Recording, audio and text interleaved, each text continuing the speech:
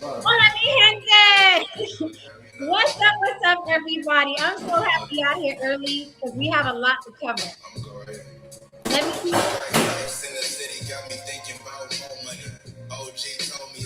Y'all hear me okay?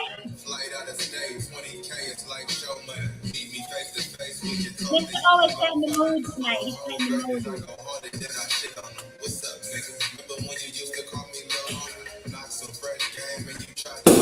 Let's get it going. All right, everybody. Glad to see you here early.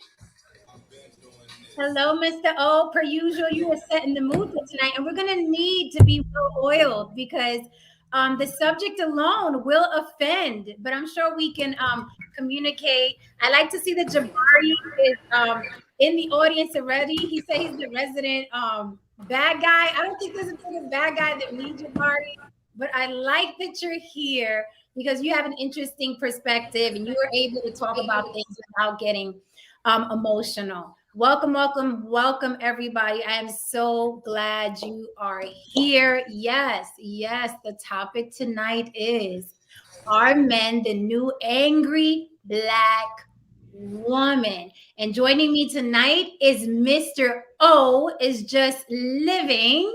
What's up, Mr. O? What's happening? How y'all doing? We are good. I'm I here. know I'm good. We're good. The chat is good. We're going to get through this. We're going to get through this conversation tonight unscathed. I promise you. Okay. No one I'm will. just here to defend the male perspective. That's all. Okay. Fighting words. Well, I'm not taking my earrings off tonight. So I'm going to let y'all have y'all say. So let's address a few things right away off top. And I'm sure I'm going to have to revisit addressing them throughout, right? First and foremost, okay, I know you guys seen the thumbnail. So let's just start with this, right? Not all, some. Not all, some. But tonight, we are dealing with the ones that are, okay? Not all, some. I know a lot of people going to jump in the chat. I ain't like that. Great. We love you for it. But tonight, we're dealing with the ones that are men, the new angry black woman. Now, let's visit the term angry black woman because I already see they're asking in the chat, why does it have to be an angry black woman? Why can't it just be that she's over emotional? Kim, I will explain.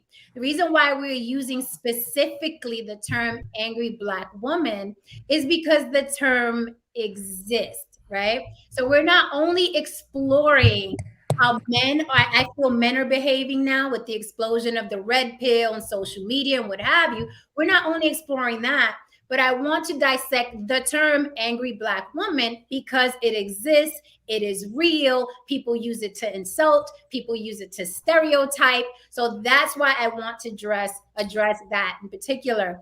And unless you've been under a rock, I have on the screen, angry black woman is a racist, misogynistic trope in American society that portrays black women as sassy, ill-tempered, and ill-mannered. Okay. And just so you know, by definition, I guess I qualify as an angry black woman, though I don't identify as a black woman. I've been called sassy, ill-tempered, and ill-mannered, right? So I guess this is something that can go across the board, race, ethnicity, or whatever. But for some reason, the trope is directed towards and stereotypically used to describe black women. That is the God honest truth. That is what happens in this society in America. If a woman has an opinion, if a woman's talking at a higher octave, if a woman is bossy, she automatically becomes the angry black woman. So we are dissecting that trope, but we're also dissecting that men. We're not going to let men slide because men, as of late, have been very sassy, ill-tempered, and ill-mannered. Okay, men as of late have been sassy, ill-tempered, and ill-mannered. So we have to dissect. Mr. O always has a great point of view. A lot of the gentlemen that join us always have a great point of view. So I'm sure they'll be speaking up for the men. I got some ladies in the chat and I got some ladies joining me later. So let's dissect. Let's look into this. Welcome everyone again. I see some people backstage. I'm waiting for some other faces to come up, and I want Mr. O and I to go back and forth a little bit before we add people to the conversation. But again, angry black woman does exist. It is a trope. The definition is on the screen. There are countless articles about it. There are countless debates about it. There's even a Wikipedia page addressing the angry black woman. So this is real. It's tangible. It exists. So we're going to dissect this a little bit, a little bit.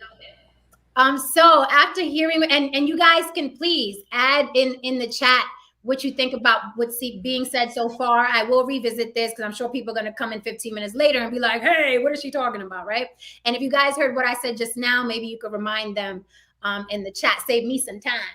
So, Mr. O, welcome. I love you on my panel, I gotta say, because you have a very interesting way about you where I've seen you on different panels with men that were vitriolic, men that were very angry, sassy, ill-tempered, and ill-mannered, right? The definition that they use for angry black women. And I noticed that you've encountered a lot of those men because of reviews.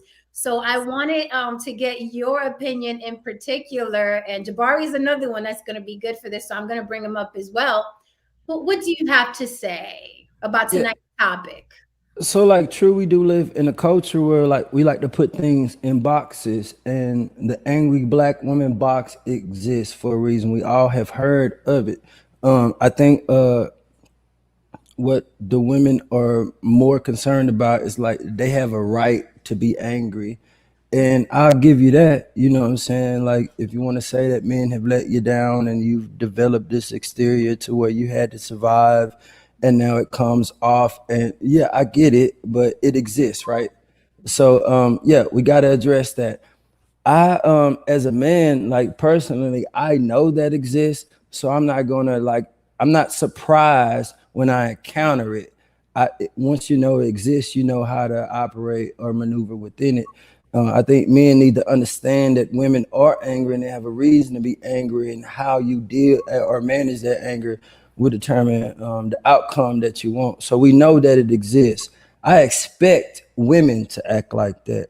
When you're talking about men acting as the new angry, like what was the topic? Let's state the topic again. Are men the new angry black woman? The new angry black woman. When I hear this red pill thing, it seems emotional to me. Okay. How so? Can you elaborate?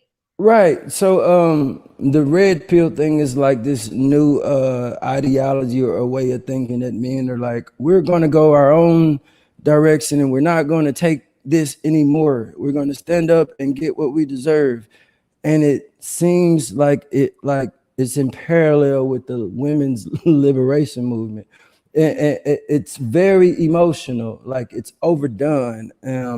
I think that like what men don't understand is what's understood don't gotta be explained. And so that like when you out here trying to explain to somebody how you demand them treat you or look at you, that's emotional and that's like unnecessary, and it really doesn't make us look better. You know, I get the fact that you don't want to be ran over anymore, but the fact that you're going to demand somebody something versus give them a reason to see something, that right there in itself like seems like crazy. There's an art to communication. So for a man to get emotional about something because he's passionate about standing on what he believes in doesn't communicate to the woman that he's trying to preside over in a way that she's going to receive. So I don't like this. Yeah, in today's world, yeah, women are more emotional than they've ever been, and they're coming off to look as weaker, and women are tougher, and it's not helping us pair well. It's Ah, not getting us closer together. It's ah. actually keeping us further apart.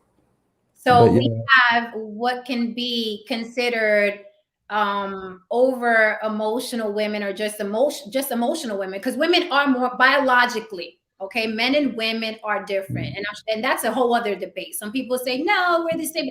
Men and women, scientifically, biologically, you know what I mean, we're just built different. Physically, we're built different, we're wired different, because our bodies function for different things. A man will never carry a child, right, in his womb, right? We bear children. So we're two different beings altogether, right? So I do agree with you on that point. If women are already innately emotional, and now we have this onslaught of emotional men, then what are we left with, right? How do we even interact, right? And be productive with each other? With that said, I do believe that if you feel slighted, if you felt like you've been taken advantage of your whole life, and now you have these platforms where you can express, right, what you, because a lot of people say, well, the red pill is finally men being able to express themselves like women do, right? But the thing is that men aren't women and women aren't men. With that said, I think everyone should take care of their mental health. Men and women should take care of their mental health. My issue is on both sides, accountability. There's a huge lack of accountability, because I feel, it is my belief, if you are bitter about a past relationship or past relationships, right, you're going to have to sit with yourself and ask, how did I contribute to this horrible toxic relationship I was in? Because we've all contributed, whether it was staying too long, whether it was thinking we're going to change the person, whether it was like, well, I took these vows and I have to take married, I have to stay married, whether it's, well, we got to stay together for these children. There is the factor of accountability. And then you stay somewhere too long, man, woman, you stay somewhere too long, you finally break free, and then you hate the opposite gender, and then it spills over on everything and everybody. So again, I've seen an onslaught of men online. Most of them are birthed from the red pill community. Sorry, guys, sue me later. But most of them are birthed from the red pill community, and they are sassy, ill-tempered, and ill-mannered, right? Um, I'm looking at the comments. Guys, if you want to come up, I will post the stream. I already have some people backstage, so it's gonna be first come, first served. There goes the link again. So Ms. Starr, I want to explore what I observed of you. I noticed that sometimes I sit back and I watch, right? Some of these panels are great, but sometimes you just have to sit back and observe and watch. And I think we all do that, right? And we ask ourselves, okay, what's going on here right now? Something is off. And I noticed that I've seen you react to certain men the way I've seen men react to women. And I find the dynamic very interesting. And what do I mean? People are probably like, what does she mean, right? When I've been in arguments with men, right? Verbal fisticuffs, I'm emotional. So I'm also vindictive. And I'm like, I take no prisoners. I'm like Darrell. If anybody knows Darrell from Conversations with Kings, right? I am like no holds barred, jugular. You got my attention. Now now you got me here, right? Men, in my experience, are usually like, yeah, okay, whatever. When you calm down, call me later. I'm not having this conversation with you. You're over emotional right now. You're even being irrational. So I'm going to step away. That is what I'm used to. That is the masculine energy that I'm used to. And I noticed that you have been handling men on these panels the same way. So can you speak to that a little bit? And if you missed something, I'll repeat it. It's crazy because I was having a conversation with my one of my closest friend, a friend of 20 years, earlier today, and I said sometimes when I have men respond to me in a certain like spirit or tone,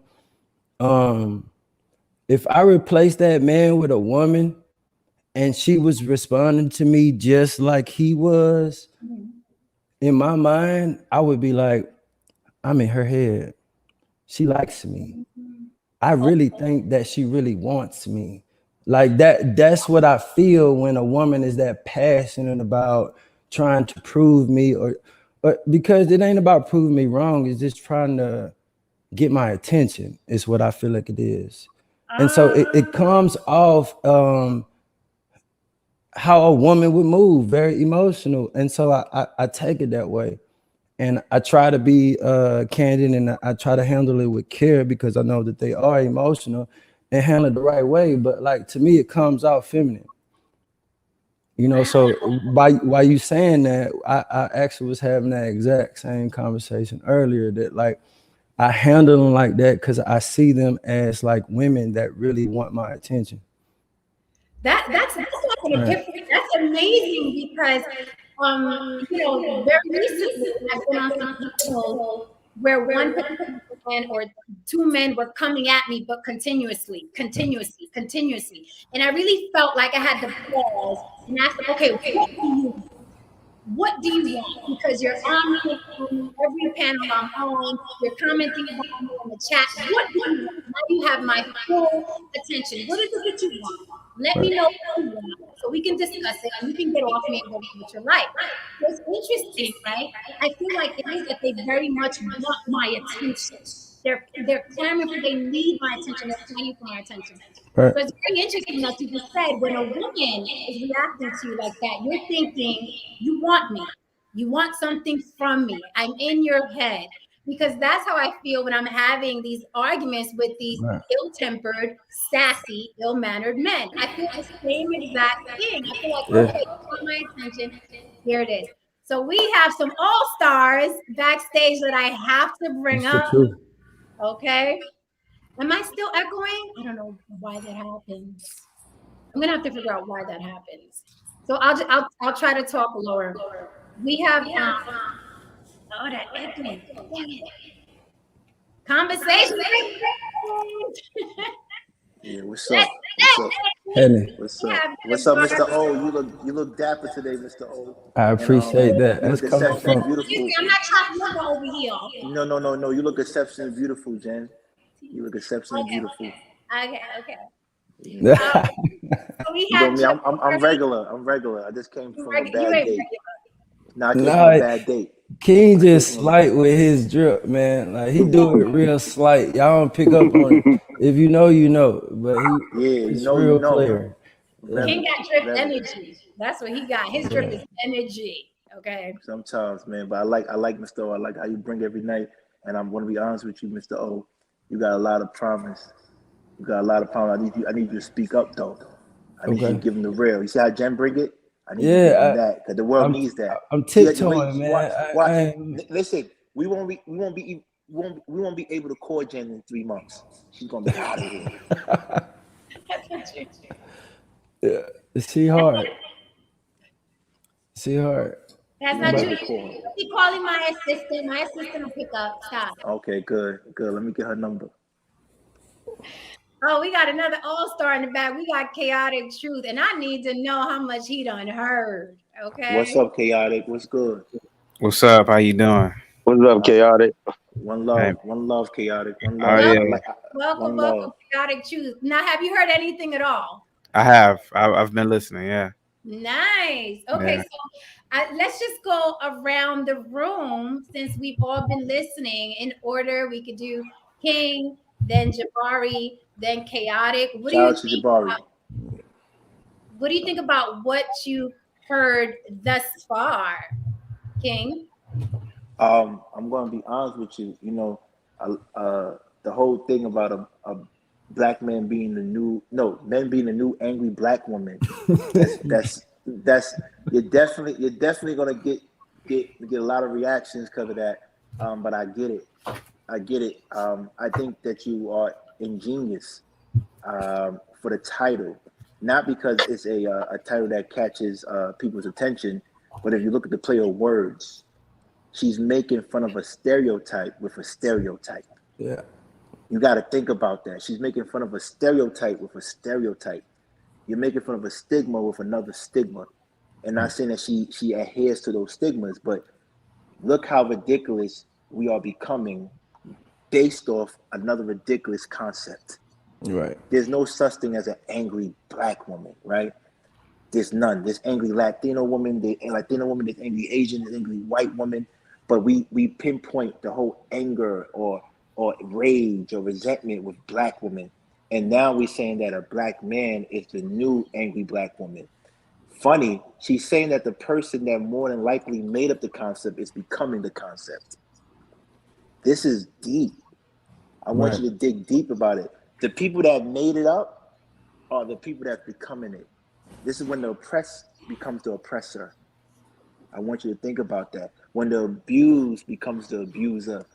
So I really want to get into that topic, and I just think that we as uh black men, because we are not monoliths, but if we are a group, we have to be judged by our weakest links, and our weakest links are not representing us. We are complaining too much. Like Mr. O says, real men don't complain. They either move on or they find a solution. Period. We don't complain. That's ridiculous. We're problem If solvers. yeah, with problem solvers. So if you have an issue with a woman and you complain about it, I'm going to assume that you have no resources. I'm going to assume that you're stuck in your situation, right? You're that person stuck in a cell and you're screaming, begging for somebody to hear you because you don't know how to get out of your situation. And that just shows to me you're not the type of person I would deal with anyway. I never get stuck in a situation. I always have a solution, or I just move on. I don't have to complain about anything. Anything. Don't get it twisted. I'm going to voice my opinion, but at some point, when are you going to say, I'm tired. I want to move on. I want to be better. I want to get better. When are you going to do that? So, I think that I love this title because it's going to go real deep and it's going to get spicy tonight. I have a feeling. Please, just be ready for tonight. I'm Okay, done. get the thank you so much. Can get the likes up. Y'all are here, y'all are watching, y'all are Get the lurking. likes Get up. the likes up for me. But also mental health break, mental health commercial break. Kim is making an excellent point, and I don't want this to be viewed as something that is not this point. Okay. Kim says, Black men, you are strong. I love y'all. And a lot of you have deep traumas and have to hold in your emotions. Please don't, because it leads to suicide and homicide and Mm. sometimes drug addiction. So I don't want this to be viewed at all in any shape or form that men should hold in their emotions, that men shouldn't express themselves. That is not what this is. See, Okay. I want to be mindful. Like when I stated before I spoke, I said I know that that box of angry black woman it exists. Those women have a right to be angry because of what they went through. They're being stigmatized as angry, but they really have been surviving through some really difficult circumstances, and it appears from their ability to survive through that they're angry. No, they're just very fucking cautious because everything's on the line. They got these kids. Have you ever seen a woman with two kids and no roof over her head, man? I ain't never seen anybody survive harder than that. I know men that when they lose a job, they go bury themselves in the room. They don't shave. The curtains is dark, and it take a woman to come in there and pull him out of there and sew his heart back together. Like we different. Women survive different, and it come off as anger, but really they have been the least protected. So I ain't saying ain't no reason to be angry, and at the same time, I'm not saying it's. I understand why there's emotional males because they were raised by women. Like when you heard your mom lie to the bill collector, you learn how to lie. When you saw your mom approach a situation with another woman with anger and you didn't have no dad there, you learn how to deal with situations that way. And you start to respond to life the way women did because that was what you saw. But at the end of the day, fault has nothing to do with responsibility. In spite of whatever situation we went through, we still have a responsibility to become men. And I don't want to lay on that excuse. Well, it's because I ain't had no dad that I'm soft and I'm responding with emotion. Like that's not an excuse. It's not okay. I understand it, but there are people that came through worse. Right. You know, it's to funny. touch Oh, on. sorry. Go ahead, King. Okay. No, I just want to say I agree with Mr. O. I had both of my parents. They're still married for close to 50 years, and I never not once saw my father complain. But I didn't become a man until I had a woman.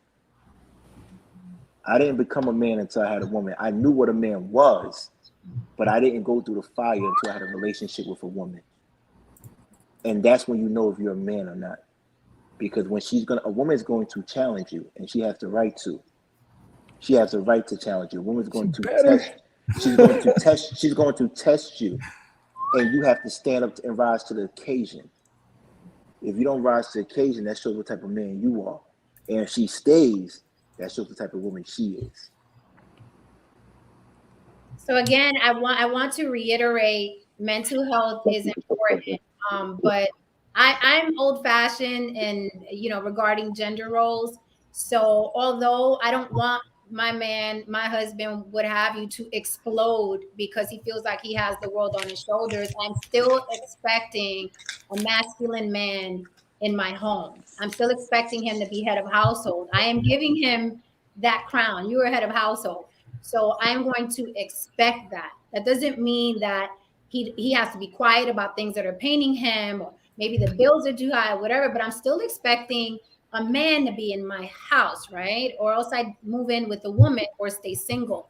But if I'm with the man, share the space with the man, I am expecting a man, right? Doesn't mean that you have to be quiet and explode eventually. Jabari, what do you have to add to this? Yeah, I didn't want to interrupt. I wanted to take in everybody's comments.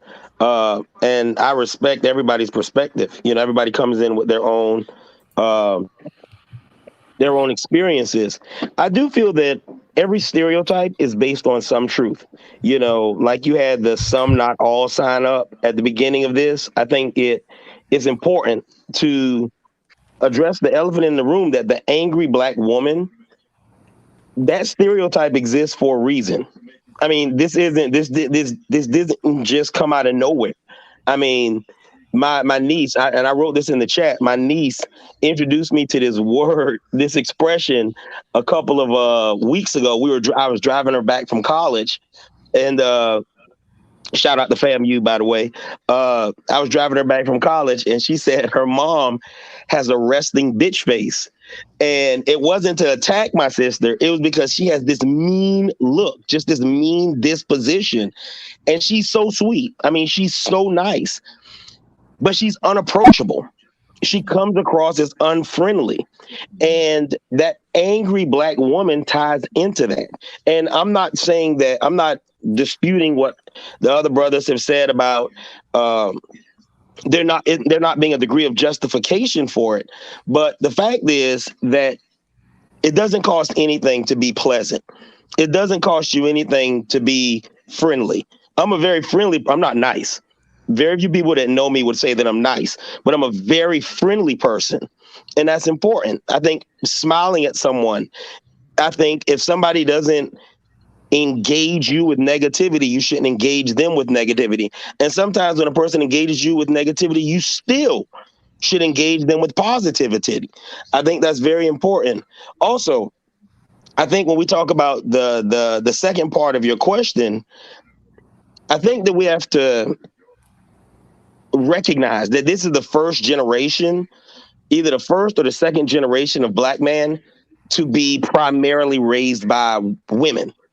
You know, if you look at 1964, 1968, three-quarters of black families were intact. Once you got to the early 1980s, it was still in the two-thirds. I'm sorry, it was three-quarters were intact in the 60s. That means 75%, 3 out of 4 black kids were raised by mother and father. If you get into the early 80s, that number drops to two-thirds. Now it's under 50%, and it's been under 50% since the 90s. So you're dealing with a generation of men who were raised without that positive male role model. Most of your teachers are going to be female. Your mother is your dad is not in the picture. A lot of these guys don't play sports, or they bring in I coached for a long time, so I've seen the impact of that. the impact of boys growing up without male role models. And when you say that men are becoming, especially if you're talking about black men and Latino men who I've interacted with as a coach and through our programs, yes, there's a degree of truth to that because they're being raised without male role models. And if you are raised, you're going to duplicate what you see. Your conflict resolution will be based on the conflict resolution that you've seen. You're going to handle problems the same way. I think the brother King said, you learn how to lie watching your mother lie. I said that. Oh, Yeah. I'm sorry, O. I made a lot of those points you're making, by the way. Yeah, and I agree. I agree. I mean, I sat here and listened, and I actually had to take some notes because, there's a lot of truth to it. But I think like everything else, to get to the root of the problem, we got to acknowledge the problem. And the problem is there's a lot of bitch-made black men right now. I mean, and the number is growing, not shrinking. Okay, so I'm gonna push back a teeny tiny bit. A teeny tiny bit. Please do. The resting bitch face, which is, it's a joke, it's lighthearted, right? Like, oh, you got resting bitch face. I've never heard that. Because you're a guy, it's very popular amongst women. It started as a parody, a comic group. It started as a parody, and it was bitchy resting face, and they were referring to men and women. But then a resting bitch face became popular in high fashion with models, where they're always like, right? So that's the resting bitch face, right? So that's when it became popular. So it's more popular among women, although men do it too. But where I'm gonna push back just a little bit is that women, that's our armor. The quote unquote resting bitch face is our armor. We deal with a lot of BS when we walk outside from men that are rude, obnoxious, ill-mannered, and what have you. So we feel like if I got the resting bitch face, right? You know how grandma used to say, don't show everybody your damn teeth, right? Everybody don't need to see your teeth. We don't, white people are smiling all the time. Hi, what's wrong? Right? We're not like that. That's not our demeanor. And when we go outside, we're constantly being bothered. And it's a protective thing. It's like armor. It's like, if he sees my face like this, he won't come bother me. Right? So we don't want to do the resting bitch face all the time, but we don't want to be bothered. So that's something that women do as a form of protection, believe it or not. It's like we wear our headphones, we do the resting bitch face, we put on the hoodie, like, don't come bother me. So I think that's where that really, really stems from. Jabari, you said that there's a lot of, what you said, bitch made men or man bitch, or what'd you say? What was the phrase? More bitch made men.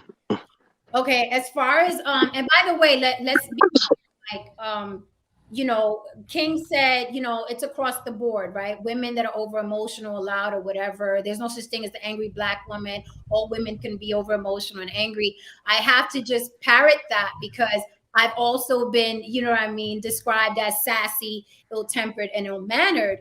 I find it more disturbing when a man acts that way, right? And that's why I wanted to do this episode, but I just wanted to co-sign that it is very true. Women can get very, overly emotional, which is why I'm taken aback and I'm disturbed when men act that way. And I think we've been seeing, like, again, I say, an onslaught of men who are acting sassy, ill-mannered, and ill-tempered online. And they're even doing it against other men. And I find that interesting because now men have stopped relating to men. The over-emotional men have even stopped relating to men, which is why I wanted Mr. O on this panel, and you as well, Jabari, because I noticed you guys, even when you're being attacked on social media, you're very even keel. And I find it interesting and I wanted to ask you, how do you feel when you encounter, let's face it, a man who is effeminate in nature, not homosexual, not gay, before you start attacking me, but just a feminine nature, because it is a feminine quality, right? And again, I say not all women are over emotional, but how do you feel? I know how Mr. O feels, and I want him to repeat it for the new people in the room, because we have a lot of people in the room, and you better be hitting like, okay? Because this is great info. So hit the like button. Jabari, how do you feel? And then I want Mr. O to reiterate, and I'll throw it to Chaotic. He's been so patient. But how do you feel when you encounter men like that online? Because I've seen men attack you. Well, it's a little disappointing, and it really depends on how I'm engaged. And I think that that's like I've been to the conversations with King chat, and I appreciate the way he deals with it. And I've seen Mr. O and how he deals with it, and I think it goes back to men acting like men. I think it goes back to rejecting the societal push for gender to become something that isn't real. And this isn't an attack. Again, this isn't an attack on homosexuality at all. This is people saying men can be women, women can be men, and encouraging you to be that way. And I think whenever you see that, you see exaggerations of that. I think when you see a man parodying a woman, he's doing a stereotype or a trope of how he thinks a woman acts when she's emotional. And I think that that's a problem.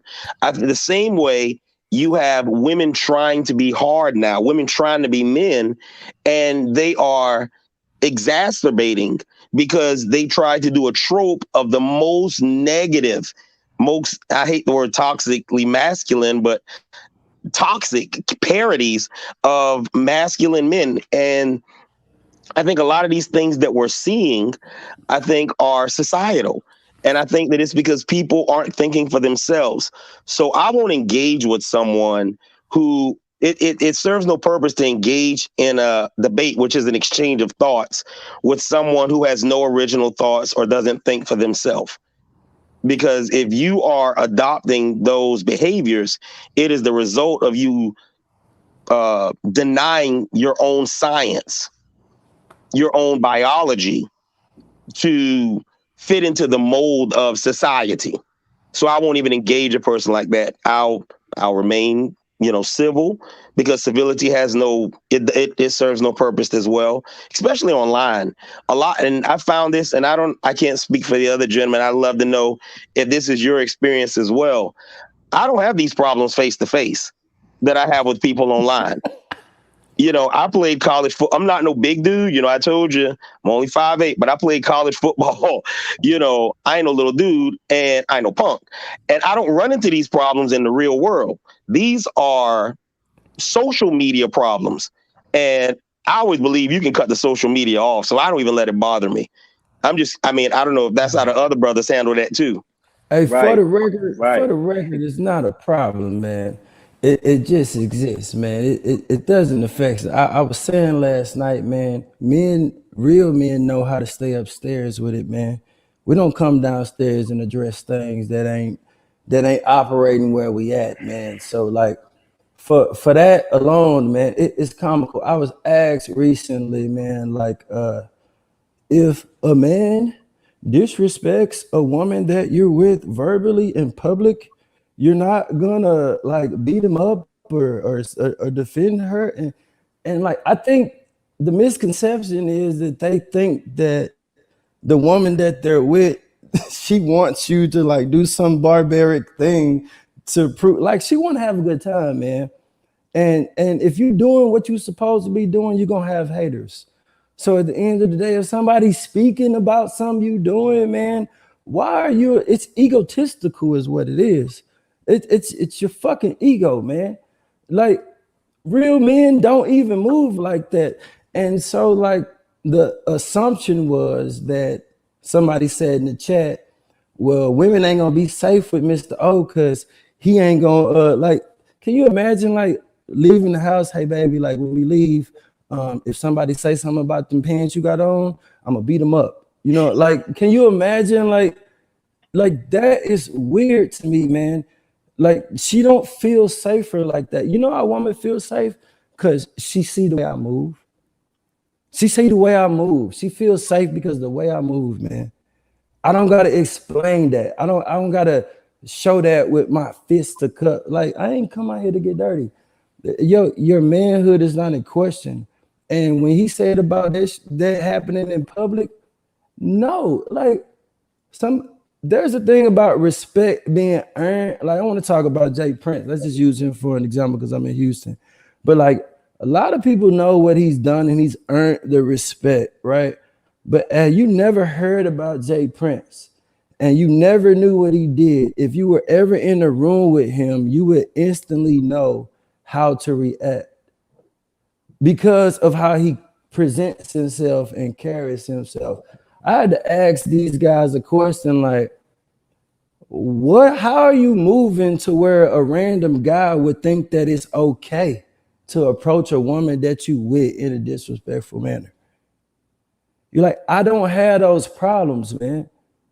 You know, like you want to get mad at the guy for applying pressure to you, which is natural in life, when you should just be confident in who you are and move accordingly, man. Like that's not important in messing up what you mean to, and maybe valuable men to their communities probably just see this from that perspective because they know that they mean so much more than like a night on the town. Maybe guys with nothing to lose can go to jail and lose it all, but like I'm too valuable to be out here like losing it all off some words. And I don't know any real men through history that handle a conflict that way. Like there were a lot of misconceptions about war. A lot of wars were handled in private, man. Like it wasn't always this all-out barbaric battle, man, of like manhood. Like real men have not handled discrepancies in situations like that. And I don't think women respect that. So let me tell you a story. It's interesting, your point of view. Sorry, guys, I'm echoing. It comes and goes, right? But let me tell you a story to echo what you're saying. My father, a lot of people feared my father in the neighborhood. It was a running joke. It was a running joke. There comes, such and such. They used to say his name. There comes such and such. My dad never had friends around him, and he was a man of very little words. Like you never saw my dad having conversations with groups of men, but for some reason he had this persona, right? He was a large man on top of it. And he had this persona where he was like the joke on the block, like, yo, there come such and such, you know what I mean? Move up the block. And my dad has never displayed any, I'm this, I'm that, I would do that. But I always say women know when a man is in the room. And I'm talking about sane women, because there's some women that are going to start chaos no matter where they go, and you gonna let them talk to me like that? There's some women like that, just like there's some men who like chaos. But women react to men. Women react to men. Women react to men. And I find it interesting online where there are some men that are just like oil and water with me. They're oil and water with me. And then, to go back to what you said, I promise you, I start seeing them as my equal. So when you guys see me like going off and I'm going off on a dude, the only times you have ever, I don't care how many, months you go back, the only time you've seen me in a verbal fisticuffs with the man is when I feel like you're my equal now. You coming down to this emotional thing. Now I'm going to treat you like a bitch, right?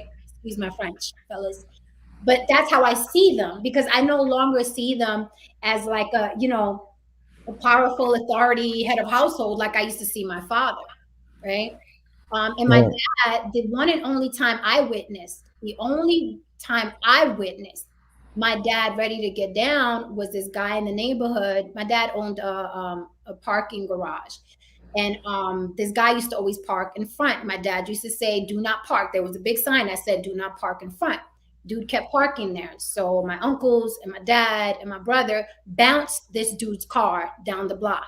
They bounced it down the block. Guy came back. He was like, where's my car? They said, Mr. Such and such pushed it with some guys. He wanted to fight my father. He lit up the block.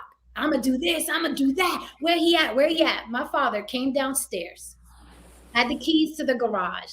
Okay. Put the keys to the garage on the gate. And he said, you and I are going to go in this garage, and whoever gets out can grab the keys and open the door and leave. That's all my father said. And we were all in the window, pressed up against the window, like, oh my God, what's going to happen? That man walked away. He walked away from my father. My father wasn't yelling about who he was or what he was going to do. So it takes me back to what you just said. Like, you don't have to, well, if somebody talks about your pants tonight, baby, we going to be fighting, right? You don't have to do that. But when men act like that with me online, I'm like, oh, now we're equals. Now Your masculinity is gone. You came down to my feminine. Now you and I are gonna bicker like some bitches. Let's do that. See, this is a story that I told last night, but I didn't elaborate on because, like, somebody in the comment section was like, "Women ain't gonna be safe when they with Mr. O," and like, you got to know when to invest your aggression or emotion, or even how to handle the situation of this man. Like, I was out with a woman, and he said, "Well, when do you get angry? When do you do something?" Look, I was in a club, and I had a woman with me, and there was this cop who didn't know who I was, and he was like, "You can't be in this area. You need to leave." And him and I were discussing it, and he was saying some disrespectful things to me. The cop was, because he didn't know who I was. Now I want to let women know that, like, when men are handling the situation, it's not acceptable for you to interject yourself. I don't care how passionate you feel about the man. But the woman I was with, she was very passionate about me, let's say. And so when the cop was saying disrespectful things, she's like, "Don't talk to Mr. O like that." Like, she said it like that. And like, it's not okay. She lost her emotions, whatever. But he grabbed her. A Harris County sheriff's officer grabbed her with two hands on her wrists. He put his hands on her now. Right. Instantly in that moment, I approached that officer and I looked him square in his eye without raising my voice. And I let him know without saying what I said that there's consequences to his actions in that moment, and it's imminent. And within that moment, he let her hands go. I got involved. I didn't raise my voice. I didn't make no scene. I don't care who it was. I was a man in that moment when that woman needed me to be. And I continued my night. That cop looked me in my eyes and he understood that he was in the presence of what he's in the presence of. And he acted accordingly. That's how men handle shit. I didn't raise my voice. I had to fight him or nothing. But if somebody talking, like, those are compliments, man. You got fans. You shouldn't be offended by this. These are your fans. They're just paying homage. Chaotic truth, sir. Are men the new angry black woman, meaning sassy, ill-tempered, and ill-mannered? King, say something. I can't hear you. It was on mute. Jen, first and foremost, I want to thank you for inviting me here to your panel. I want to salute to the panel. I heard everybody, and I have a lot to say. I'm highly offended and quite disturbed by your title, but I am gonna broach it, and I'm gonna broach it respectfully. No, the answer is no. I wrote a paper on this about 16 years ago. I was working. Wait, let me interject. Can you explain why you're offended first and then go Well, into I'm about to get into that. Got it. Yeah, I'm about to get into that. Got I'm highly offended. I'm actually disgusted right now. So, so Disgusted? hear me out for a minute. Let him explain. Hear me out for a minute. So I wrote a paper on this about 16 years ago. I got, just like a lot of Americans, we got a lot of I got a whole bunch of bachelor's degrees, and one of them is in African studies. And I wrote a paper on ABW, the angry black woman. The angry black woman, she is unlike any other woman on the planet. The angry black woman is an individual of the West, or the Western Hemisphere. She has been created by this ultra capitalistic society, the society that really has built a safety net for her and her children, particularly the Black American woman. I want to point some stats out real quick for you guys, right? Now, mind you, the Black American woman has the highest standard of living out of all the Africans in the diaspora. I'm talking about all the Africans in the diaspora. That's Brazil, the Black Islands, Africa. Not only does the Black woman have the highest standard of living, but historically, the Black woman has had the highest standard of living within the last 100 years. Those are statistics. While other countries were under colonialism, while other countries were going through all types of, civil wars, genocides, corrupt governments, dictatorships, the Black American woman has had the liberty to live pretty much in a free society. The Black American woman has been able to buy homes, buy cars, open businesses for over 100 and something years since the emancipation. And even during slavery, there were a lot of wealthy Black women. One of those being Madam C.J. Walker. So I want to point this out about Black men. Black men, statistically, I'm looking at stats here. Out of all the Black homeless, Black men make up 80% of Black homelessness. Highest homicide rates, Black men make up the highest homicide rates, over 90%. Assault rates, Black men are more likely to be assaulted at a high level. On the job deaths, Black men. Not lowest job rates. Highest military deaths in terms of the Black race, in terms of gender, Black men. To be incarcerated, the majority of incarcerated African Americans are not women; they're Black men. What else? I'm looking at stats here. Now, hear me out for a minute, because I'm trying to hit this home. Black women more likely to sell their bodies for rent. Black women more likely to sell their body to get their bills paid. Black women are more likely to sell their body for any other type of resources. More likely than who? More likely than who? Well, what I'm saying is that in terms of getting something done, Black men aren't selling their bodies to get shit done. So and that's what I'm saying. Now, I'm not saying all Black women are like this, but what I'm saying is that Black women have the luxury to do this, whereas Black men don't. If we can't pay our phone bill, our phone is off. If we can't pay our mortgage, we're probably gonna get foreclosed on. If we can't pay our car note, the repo man is coming. A Black woman has 3 and 4 different men to serve 3 and 4 different purposes. Not all Black women. Listen, I come from a nuclear family. I didn't grow. Listen, not all. I'm made an emphasis on this. Not all. So hold up your sign, Jen. Right. We need not all, because I don't want people to say, okay, you know. And the difference between a Black woman and a Black man is generally a Black man can rally. What I mean by rally is ain't no Black woman staying up to 3, 4 in the morning and then got to go to work at 2, 3, at 6, 7 o'clock. That's Black men. Black men typically work harder jobs. Even now, I'll admit we are softer than the greatest generation. Listen, I'm softer than my dad. You know, my dad is damn near 90. My dad knows carpentry, electrical work, plumbing. I just built a stone patio with my dad a couple of years ago, full scale. So what I'm saying is that Black women are spoiled. Therefore, they become the ABWs, the angry Black women, because when they don't get their way about any other thing, they get mad and upset. Black men, we walk around. Just recently, you have a lot of Black athletes that are now coming out talking about mental health. For years, Black men never mentioned anything about mental health. For years. Now you're having a few NFL players talking about mental health. You didn't have that before. You didn't have people giving a shit about Black men before.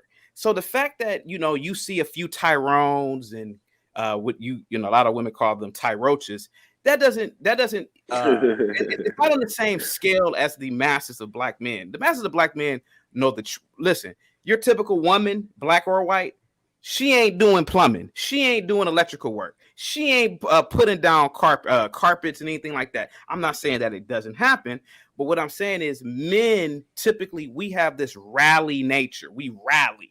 So, yeah, you see a lot more effeminate Black men. I'll give you that more than ever, but I'll admit that.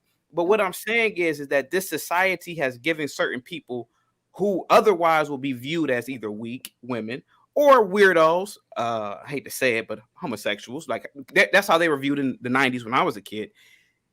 Society, the society that we have built, masculine men have built, we've given them the luxury to be like this. So to say that are the new Black men ABWs, that's absurd, Jen. I'm not upset with you, but it's absurd. When I saw that title, I couldn't wait to get over here. Now hear me out for a minute. Too, because I'm not even done yet. Good. Now, hear me out for a minute. I'm running out of note space, but go ahead, Chaotic. The good brother above me said that I've seen women rally with children. I have seen that too. But the masses of homeless people in terms of Black men. Now, let me ask you a question. How many Black men homeless shelters do you see? Funny, right? The 80% of it's funny because it's funny to me because where are these services for black men? And mind you, I see homeless black men a lot. Now, sometimes I give them Skrilla. I'm not gonna lie to you, I give them Skrilla here and there, and I already know they're gonna buy some old English with it. They might put a needle between their toe. I understand that, but the fact of the matter is that there are no resources and services that help the black man. All a black woman has to do is go to some social service building with her kids. She can get welfare. She can get food stamps. She can get all these resources, and not to mention. She can ask her mom, her dad, a relative, hey, can I stay with you for about a month or two? A black man can't do that. I can't be fucked up right now, Jen, and say, hey, mom, dad, can I come over and spend the night? They're going to say, what? They're going to dog me. I can't go to my friend's house and stay no more than 24 hours until the friend says, hey, so what you about to do, man? Women, you have the luxury to say these things, and it's fascinating. But here goes the kicker. Globally, black men don't act like African American men. So what I'm saying is that yes, you have a lot of effeminate men here. Go to Africa. Go to any African country. Go to Sudan. Go to Nigeria. Go to Niger. Go to Burkina Faso. I bet you won't see none of that over there. So what I'm saying is that to say that it's the black man, the new ABW, that's absurd. There's 500 million Negro men on the planet, and I can tell you, a lot of them ain't effeminate. A lot of them don't act like women. That's the truth. And I wish that a lot of black men would think globally. Stop this Western African American thing. That's one partition of the diaspora. Okay. I'm the chaotic truth. Sorry about that, Jen. I rock with you. But when I saw that title, I said, oh no. And don't get me wrong, Jen. You know I get in black dudes' ass. I mean, whoa, okay. You know I give black men smoke. I gotta be careful what I say because somebody could take that snippet and But right. I give black men smoke too. Take care of your kids. Okay. All right, so there's a lot. But there's a lot to. Well, you lived up to your name, chaotic. When I saw that, I said, "Oh, I gotta get over here." Go ahead. And I'm glad you're here. I'm glad you're here because we need the different perspectives. I'm glad you're here, but there's so much to unpack. Like you were just throwing them, man. I was like, I was like, I was trying to avoid the book, but you were throwing them. So chaotic. How do you seen a man cry at work? Go ahead, sir. Go ahead. Chaotic, how do you think you came off? Do you think you came off masculine or feminine? How I came off right now? Yeah, right. I would give you another one. I think I came off like if a gorilla was able to talk. Yeah, so I think I came off animalistic. Go ahead. It came from the heart. It came from the masculine side of me. Go ahead. Right. So I like the answer. Okay. Right. Quick with that. So there's so much to impact with what Jen, you cried at work before. Keep it real. What happened? I what? You've cried at work before once or twice in your life. Keep it real. I've cried everywhere. I cry if it's a good I knew it. I've cried everywhere. I cried if I broke a nail. Conversation with the king. Have you ever cried at work? No. Exactly. Men are we will never be the angry black woman. But you also don't have kids, and you also can't carry children. What does that have to do? I cried 2 times in my adulthood. So let's start. Wow. I'm gonna try to be concise because there's a lot, and I want the other people on the panel to address you. And some of the women are coming up because they put on their vest. They're coming up to me. So it was really emotional, man. Sounds to me like, but it's interesting because it sounds to me like you were literally pleading the case for why black men have the right to be ABW. That's what it sounded like to me. You're gonna let me talk. Oh. That's what it sounded like to me because all I heard was, but black men it is, and look what they go through, and blah blah, and they don't cry at work, and they do the plumbing, and they do the plumbing and the heavy lifting because they have upper body strength that men don't have unless you're built like Leslie Jones, right? It's the same. It's like saying black men, men do X, Y, and Z, right? But we can't do what they can do. Right, and they can't do what we can do. Right, that's why there are genders. Right, we're not all aliens that have the same capabilities. Right, we have different genders. So I'm like, damn right, you're gonna move that couch. I can't do it, but you can't do this souffle. You know what I mean? Unless you're a chef, right? So, Jen, it sounded to me. Oh, you're not gonna interrupt, boo. Okay. Thank you. Gracias. So it's interesting to hear everything that you said because it sounded like, okay, he's pleading the case for why men could be sassy, ill-tempered, and ill-mannered. That's what it sounded like to me. That's the first thing. I gotta say, you said that Black women sell their body. Whoa, whoa. And here's why. There was a time in my life, I'd say 20s, 30s, etc., where I liked projects. I was the woman that liked projects. Like, oh my God, he's homeless, he's dirty, he doesn't know how to clean his nails, his hairline is jacked. Oh, I'll take him home, right?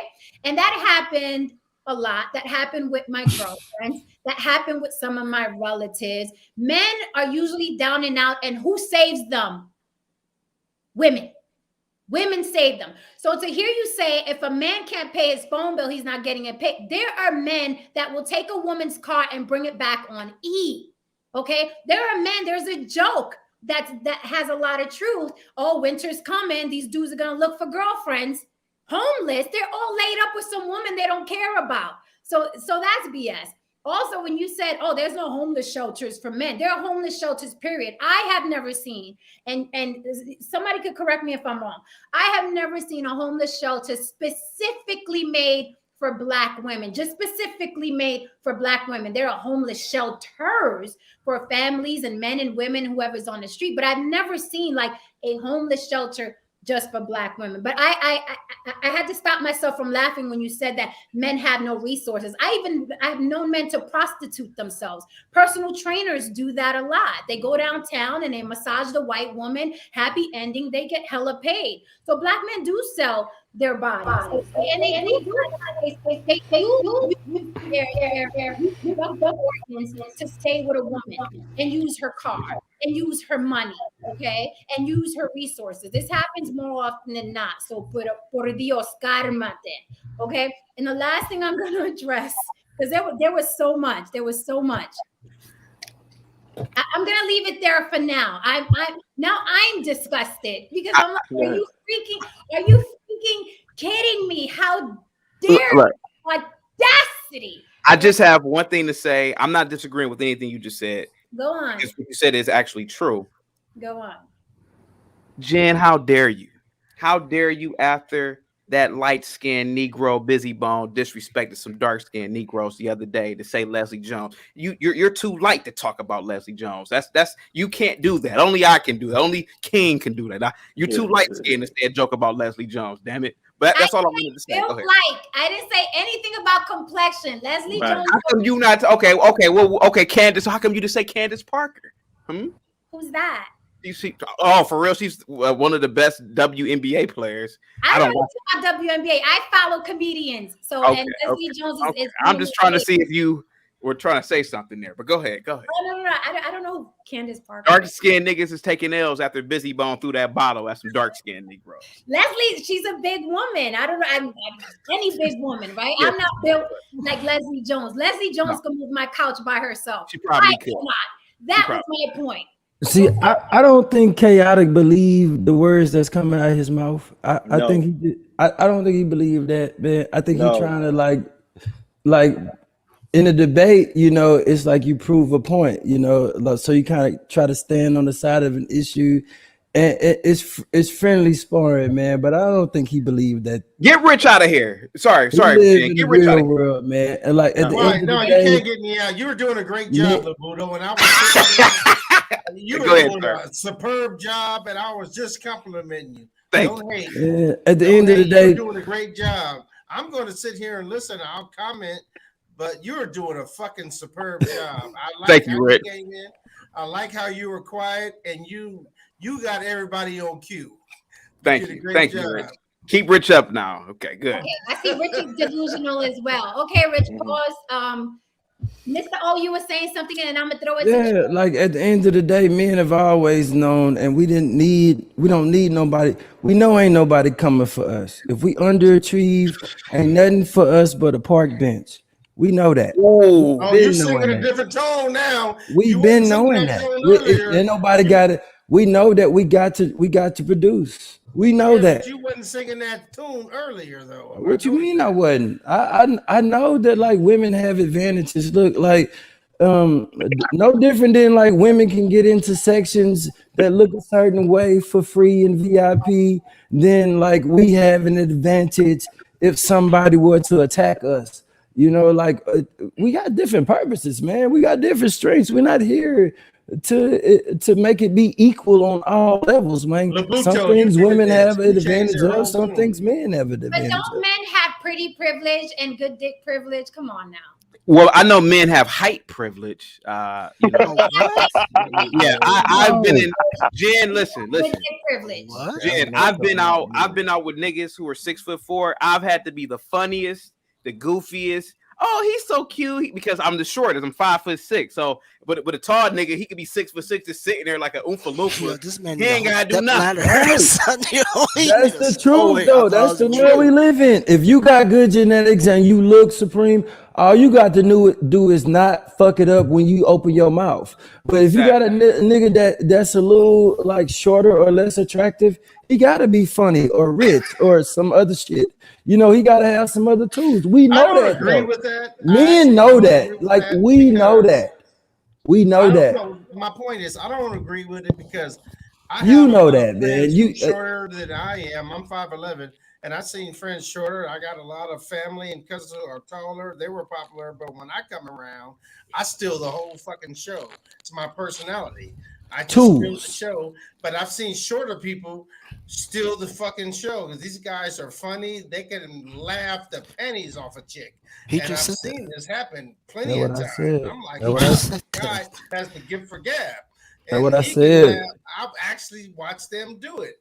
And I mean, come on now. Yeah, that's what I said. I said that like if you short in some other area, you got to have another stronger tool in your toolbox to compensate for that. But my point is, men don't have no problem.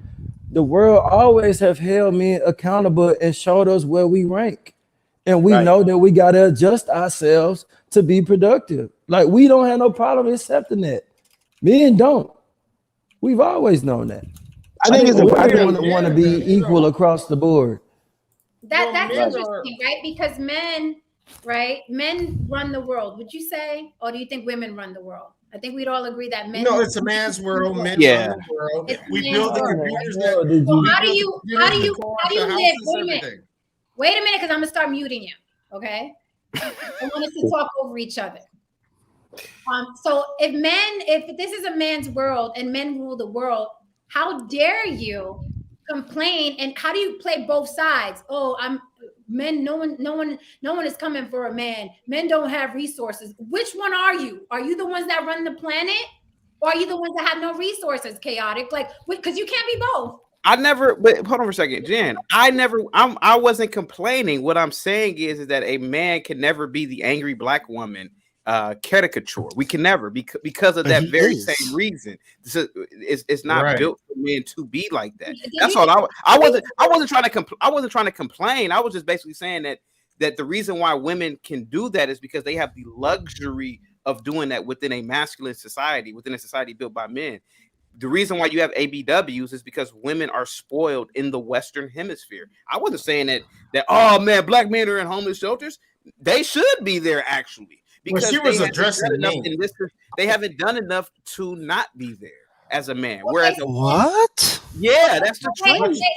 You're homeless because you didn't do anything. No. You don't do nothing. You become homeless. Sir, you don't pay your bills. You're out on the street. Sir, No. A homeless shelter is first come, first serve. If you black ass ain't going to the homeless shelter, you're under a bridge. That's how it works. Park bench. I just said that. I said if you have not done something in life, you end up in a homeless shelter. So if you failed, you are there as a man. I agree with you. I said that.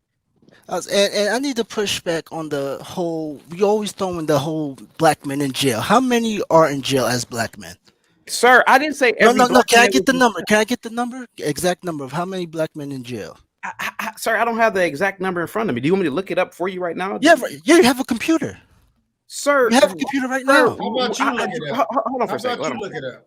Why don't you look at him? You have a Okay. computer in You know front of what? you. How about you? No, what? Since you're actually Okay. What are we arguing about? Wait, time out. What are we arguing Okay. about? So pause, right? It says 2 million, right? So 50% of people in jail are black, right? So that's 1 million. There are over 30 million black Americans in this country. So that's less than Sir, 1%. I didn't say every That's an black man was in outlier. jail, sir. We're talking about an outlier. You're trying to argue a point. Jen, Jen, I don't know what he's talking about. I didn't say every black man was in jail. Go back. How about this? Why don't you stop what Did you're I doing say right now? that? Or did I say the jail talking point? Sir. Go back and just rewatch what I said. No. I'm here to stir it up. What I'm saying is that what? if you would listen to me, I said more black men are in prison than black women. That's because we don't have the capital resources. Mr. O, if it's me and Mr. O in court, Mr. O is gonna beat me in court because he has the most money to afford the best lawyer. That's a resource issue. Sir, whether it's a resource issue or not, more black men are in prison than black women. You're in prison because you can't get a good lawyer. Sir, whether they couldn't get a good lawyer or not, they are still in prison. I'm not arguing whether they could get a good lawyer or not. And then why do we want women in prison anyway? Who said they wanted women in prison? What are you talking about? Did you do a bump before you came on? Did you do a bump? Keep it real. Well, no, because you hit that microphone so hard, I lost focus a little bit. You see how big this microphone is? It's hard not to hit this damn thing. Man, you 5'6", you can't reach me though. That's crazy. I can't. I can't reach you. Listen, you settle down. Okay. Go ahead. Okay, here go with the short jokes. Go ahead. Let's take a breather. I want to go back to the topic, right? Are men the new angry black woman stereotype? No. Because on social media specifically, on social media. Jen, may I? You addressed me with something. I just want to, yes, you may, but I just want to rerun the topic for the people that just got in the room. Yeah. Okay. Can I finish addressing? Yeah, you can after I finish. Okay. Yes, ma'am. Thank you so much. Thank you kindly. So the topic, are men the new angry black woman stereotype? And I'm specifically talking about the onslaught of men that has been birthed by the red pill community. We're now seeing men arguing, being sassy, ill-tempered, ill-mannered, what is defined as the angry black woman. We are seeing men do this more and more and more. And we're seeing them do it not only with women, but also with men, where I've seen men in verbal fisticuffs like Mr. O, like Jabari, like Conversations with Kings, versus other men. And the men on the other side have been hysterical.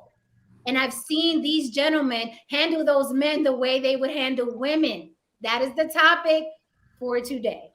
Okay. So I don't know how long everybody been watching, but when I initially came in, I said that if I saw a man approach me in an emotional state where he was challenging me, even in an arena where everybody was appreciating my presence, but the one guy was trying to challenge me on everything. If I replaced him with a woman, initially when I see a woman act like that, I know that I'm in her head and that she probably wants me. She wants my attention. And so when I see men act like that, it makes me feel like he want to kiss. It's like, why do you want my attention so bad? Yeah, but that sounds good. That actually that's the truth, man. That is the truth. And I'm speaking absolutely honest with you, man. This show from the beginning, you sound like a beta male or incel. I sound like a beta male. Do you see that man house? You got a stripper pole back there. You're insulting me. And you're saying I'm a beta, but you're leading with insults. Yeah. And you're calling me a beta. Wait a minute, gentlemen. Wait a minute. That's crazy. Wait a minute. I muted him. All right. I don't know if you're not familiar with Conversations with Kings, but we don't do that here. It's like a condom. We don't do That's that. Weird. We don't insult. Okay. This. We're all coming from Conversations with Kings. We don't insult there. We don't insult here. Okay. I don't know if you're familiar or not. Either way, it's cool. I will let you say your piece, but we're not doing that. Okay. Hey, let me fly him out. Let me fly him out to Houston and let me show him something Yeah, different, man. we're not gonna do that. We're not gonna. I Yeah. know y'all are used to and comfortable, and you have a lot of fun with the Kevin Samuels talking points. I'm allowing those talking points tonight. All right, so we could keep it light, but we're not doing that. Okay, let's Yeah. not do that. Let me ask a question to the gentleman that said that called Mr. O a beta man. Can I ask you why you call him a beta man? Okay, I'll unmute him. Please, would you mind tell me why you consider him a beta man? Rich, go ahead. Well, okay, first of all, I said he sound like, Okay. that's an opinion. He Okay. sound like a beta male or an incel. And I was watching you as well, bro. I seen how you put your sweater over your sleeves. That wasn't Okay. impressive to me as well. That didn't look very Okay. manly. It didn't at all. Okay. It came off All to right. me a little different, and I can't use words because I'll get Yeah. muted or backstage. So No, you or won't. You won't. You won't. You won't. so You I won't. gotta You won't. watch You my. won't. I gotta tread No, lightly no, no, on no, this no, show. I see no, this. no, brother. You won't get muted at all. You know. I welcome that, right? Because I want to know why that seems to you like a beta male or suspect to you. I just want to know how you think before I present my argument to you. He broke. Because what happens is I do feel a little bit, you know, I really can't trust people that have an avatar You and it's feel not showing they real. insulted. Just say it. No, no, You I feel don't feel insulted. assaulted. No. I don't feel assaulted. I just, like I said, I want to know where you're coming from because you're not presenting yourself. I don't know You how Actually, authentic. I undercover. No, am. no, no, no. I'm Oh. coming Let me 100. just get let me get him one on one. Uh, You're not presenting yourself, right? I would What like do for you you to mean? cam up. Would you mind camming up right now? You want to look at me? I No, have I no don't. problem with that. I want to see why you judging men. I want to see who's judging me. No, I judge people where I'm a human being. That's our No, no, job no. to Yeah, but judge. I feel We me, wouldn't exist as human No, no. beings if we didn't judge. You absolutely right, but I feel uncomfortable when another man judges me. I don't know Okay, because well, I I'll cam up for you, don't. sir. I'll cam up Okay, for you, sir. brother. So now Okay, I'm cammed up. okay. I never had a Thank you, problem brother. with camming He up. live in a Brother. bomb shelter. Okay, so No. now I'm cammed up. Wait, Okay, hold up, I'm cammed hold up. up. No. So I'm glad you cammed up. So do you think? So if by looking at you right now, right, with those sunglasses and that Okay, hat, right, do you think right. you look That's my normal? MO. No, do you think you look normal? No, this is my MO. Yo, No. But do you think you look normal? Yes, I do. I think I look Okay, normal. This is why do my you feel MO. that being a uni bomber is normal? exactly. Yo. Okay, Like, why well, do you feel? Why do you feel that presentation is normal? But I won't do you comment on you think because no. I won't comment on you because what do happens you is think having a sweater thrown, a jacket it's thrown a over hoodie. your It's a hoodie. sweater, No, a jacket thrown over your shoulders look manly? Because that doesn't look no. manly to me. Listen, man. You, do you Listen. actually think I'm the shirt that you're wearing looks manly? That okay. doesn't look Listen. manly to me. Okay. I've So never we seen a wearing we fitted both cap Okay, with wearing no a. I'll logo tell you. ever. Hold on. We don't have to talk over each other. So I'm gonna let you go, and then I'm gonna ask you questions. So what you said, this doesn't look manly. Go ahead. Then I'm gonna Yeah, go. okay. Okay, actually, your shirt doesn't look manly. Okay. And then It doesn't. how you took It your doesn't. jacket and threw it over your shoulders, A that's not hoodie. manly. That's All not right. manly at all. that's Okay. Actually, player Okay. shit, So nigga. that's not so player shit. no, That's no, That's no, no, no, showing no, player no, that no, you no, shit, no, have no, no, nigga. no. skill You gotta let him speak all the time. because And then okay, it's go in a ahead. certain community. Okay. Men Okay, don't throw jackets over their shoulders like he did it. They just don't do that. That's not okay, manly at all. Okay. okay. It's So can not That's it. manly. No, no, hold on. Is that it? Before I go, Yeah, go ahead. Have at okay, it. brother. So you took time out your day to tell me that I put on my sweater in a way that you don't consider manly. I just want to Yes. make sure. I just want to make sure. Do you know how creepy you look with those sunglasses on? Okay, I look creepy. Yeah, Okay, yeah. So, but next. see, the difference between me and you is that I'm not afraid to be who I am. You are. That's why you say you have an MO. You're ashamed of yourself in some way or fashion. No, actually, You have I'm a not. no. You have a MO. Why don't you be I'm not. yourself? So take off the sunglasses. Take off the I hat. have a Let me YouTube channel and I have plenty of videos with me without my no. sunglasses. Would you no hold on, brother. I'm asking you a You question. want me to take right it now. all off? Okay. What else you want me to take off? Okay, What that's else you okay, want me to brother. take off? You look, I can look, take look, it all look, off. look, look, You want me to look. strip down? Look, no, I no, can no. strip That's down. I feel Oh, I he feel You want me to strip stressed uncomfortable. out. down? I feel I'll strip uncomfortable. down. I feel uncomfortable. But what happens is I I know see you that you do. no, you So came does up the here women. for The women you feel came up here you came uncomfortable up as here. well. Okay, brother, you came up here for attention. I get it, but my No, thing is, actually, you I call didn't come no, up here. It was a very good discussion. no. You, it was a good discussion. So why are you calling this man a beta man for? If it's a good discussion, Why? Because that's my assessment. that's your assessment. What does it have to do with That's my discussion? assessment. It has anything to do with the discussion? Yes, it did. It had everything to What? do with What does the it have to do with the discussion. discussion? Let me know what it has to do with discussion. I'm Well, confused. I watched how this man changed up. In the beginning, he was talking a certain way, and he was talking beta talk. And then Labudo, I'm sorry, what's your name now? What's your YouTube name? Chaotic Truth, Rich. Chaotic Truth started talking and set the record straight, and then he changed his attitude. And I noticed that. I've seen it. Everyone's seen this shit. He changed his tone when Chaotic Truth came up and told the truth. Straight up. He did How his did he job. change his And tone? I then I didn't feel that. noticed the change in him, the guy in the middle who's wearing the blouse. But at any rate, I noticed the difference. I mean, I noticed it. So you're a man. You consider yourself a man. Well, I'm not a woman. No, you consider yourself an alpha man. You consider I alpha do man. That's manly what makes stuff. I take care of my like family. what? Like what? I fix shit. I purchase homes. I own shit. So What in the Tinder profile is this? Yo, listen. So you saying we don't do that? No, I'm just. You know what? So if I did everything, hold on. If I did everything you just said, and because I put on my sweater the way you don't like it, I'm not a man. Well, if you see a snake, a poisonous snake, and you know it's a poisonous snake, and you look at another snake, or do you look at them as all poisonous, or you just decide to go pick up one that say he's not poisonous? I see poison when I see it. Hey, like one thing we not gonna do. Listen. One thing we not gonna do is confuse you with a philosopher. So you can't come off as you can't come off that way. Don't even talk like that. You're not a philosopher guy. Like guy, I am not. You know what I'm going to say to you, sir, is that the English language that we speak, there is already a word that defines your behavior. And when people criticize something that they do not understand, I want you to look that up.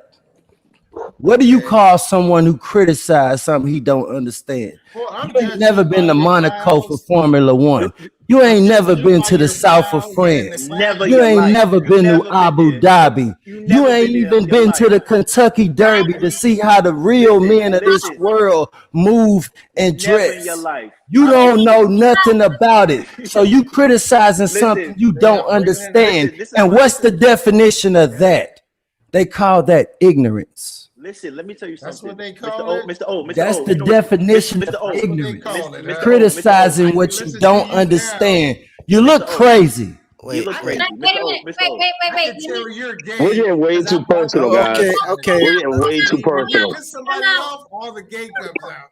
Time out. Please, everybody, hold it. Time out. Woo! Wait a minute. Woo! That's too personal. Take a deep breath. Yo, take a deep breath. Hat looks crazy. Look at that gay glass you're drinking out of. It's crystal. It's crystal. It ain't glass. It's crystal. It's crystal. Glass. I know it. Yeah. It's something you don't understand. I don't want to mute everybody. And you criticizing it. Jen, you have to. Give me a minute. The host of the show is talking. I don't want to mute anybody. The host is talking. Okay, listen. A lot's going on here. It's getting personal. It's getting vitriolic and ugly, right? Although this was a heavy subject that may or may not offend, we can get through this.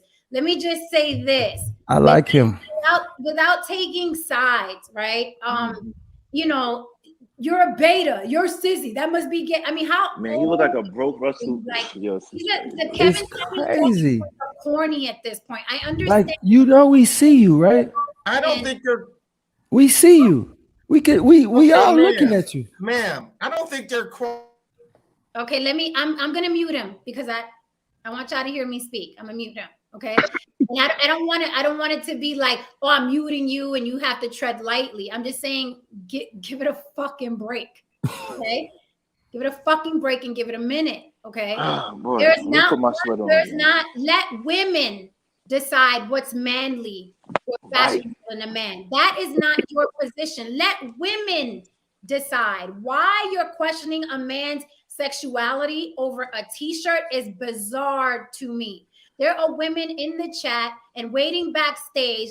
How many of you would, if you had a choice or a fucking gun to your head, who would date King and who would date the guy in the glasses hiding the hat? Oh, don't do that to him. Don't Okay, do no, that. and I'm not trying to be funny. I'm saying let women decide. I'm just illustrating.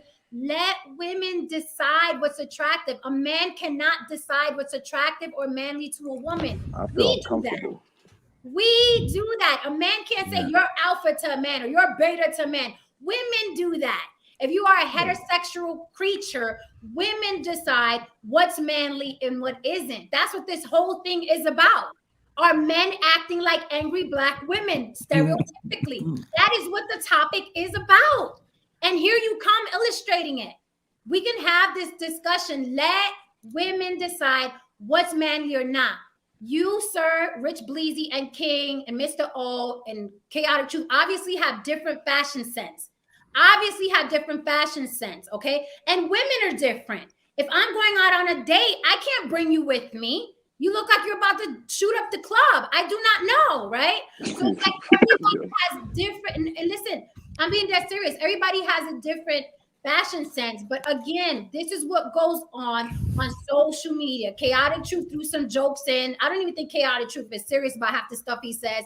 The chat does not believe in him, but I understand he brings the chaos and he brings questions to the panel. That's why I love him to join the panel. But you ran with it. Now you're calling incels and betas.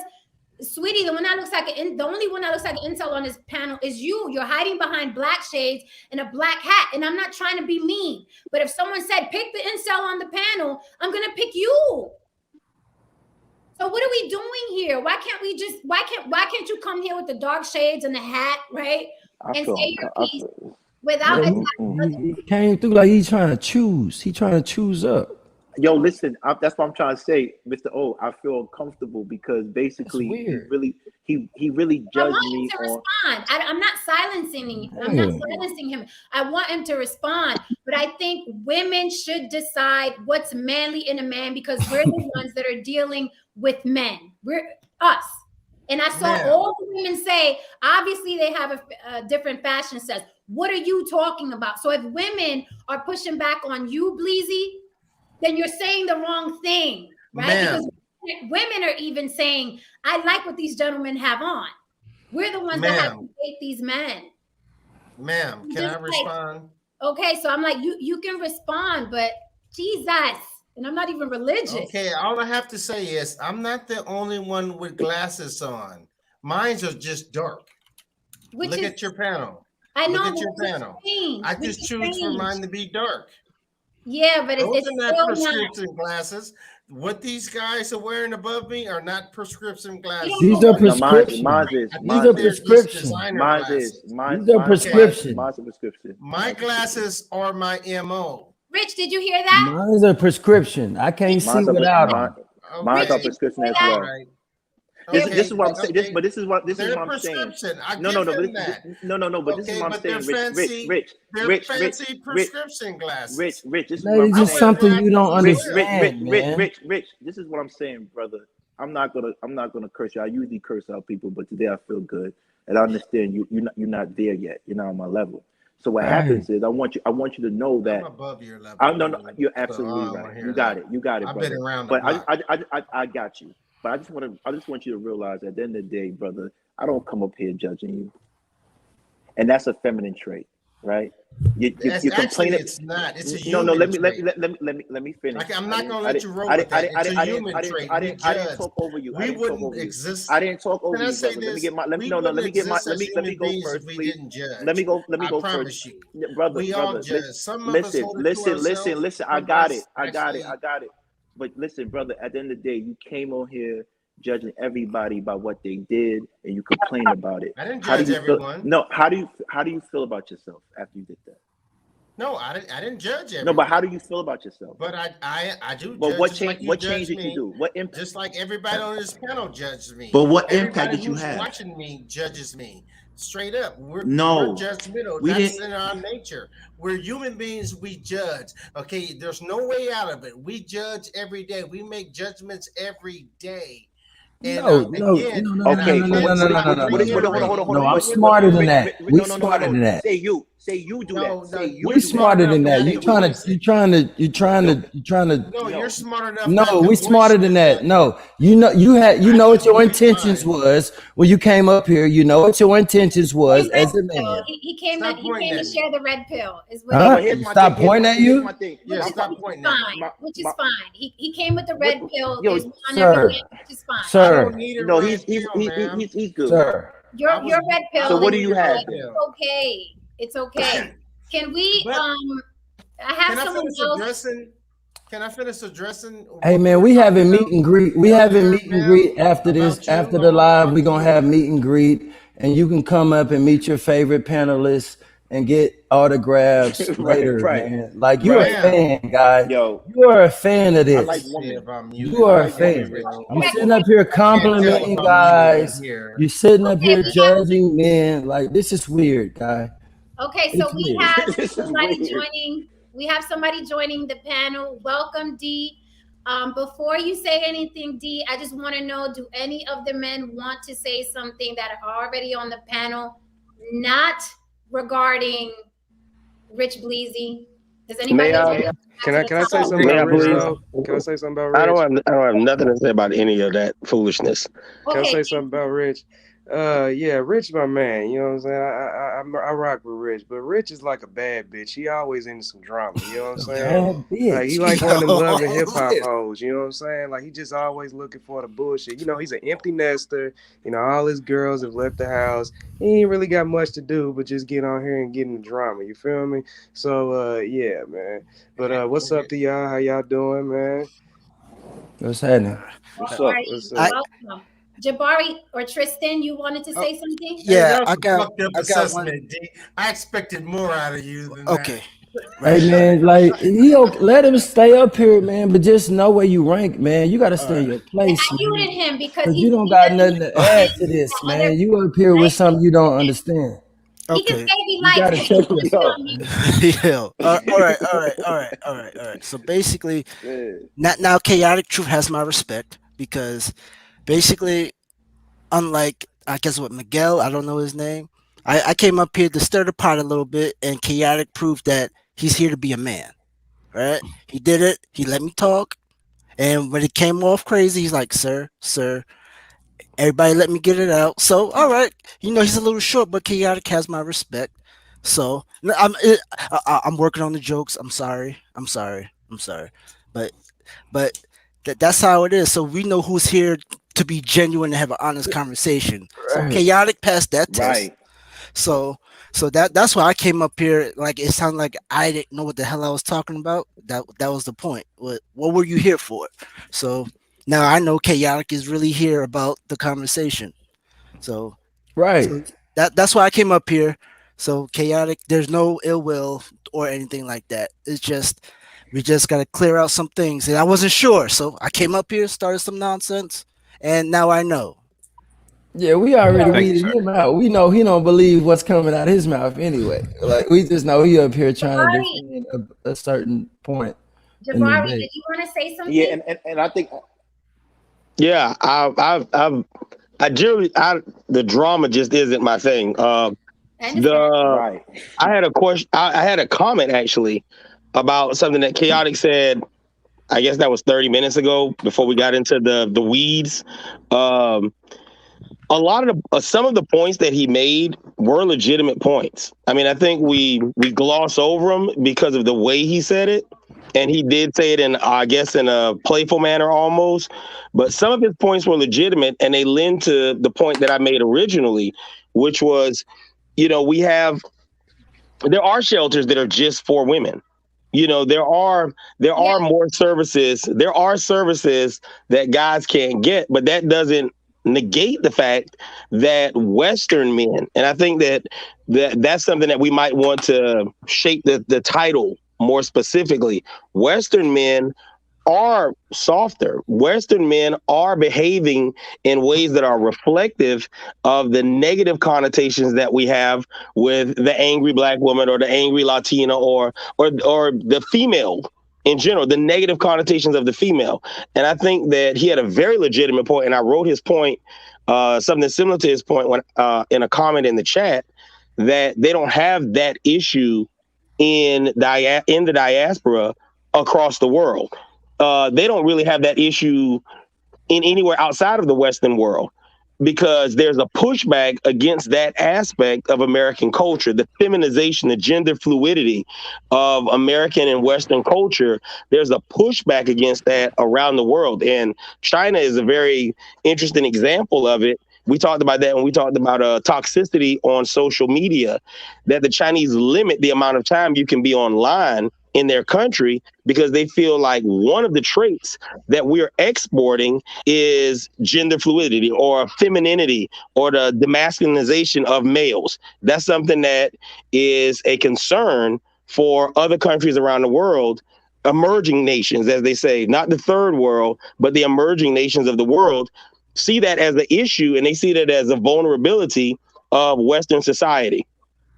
That's what I wanted. That's the point I wanted to make. That was to the point, not all this other shit. No, just I stick with respond to Black that America. by saying, what I heard about China is that they were limiting the video game access. We're talking about Black Americans, okay? Why are we in China, Oliver? That was just one example.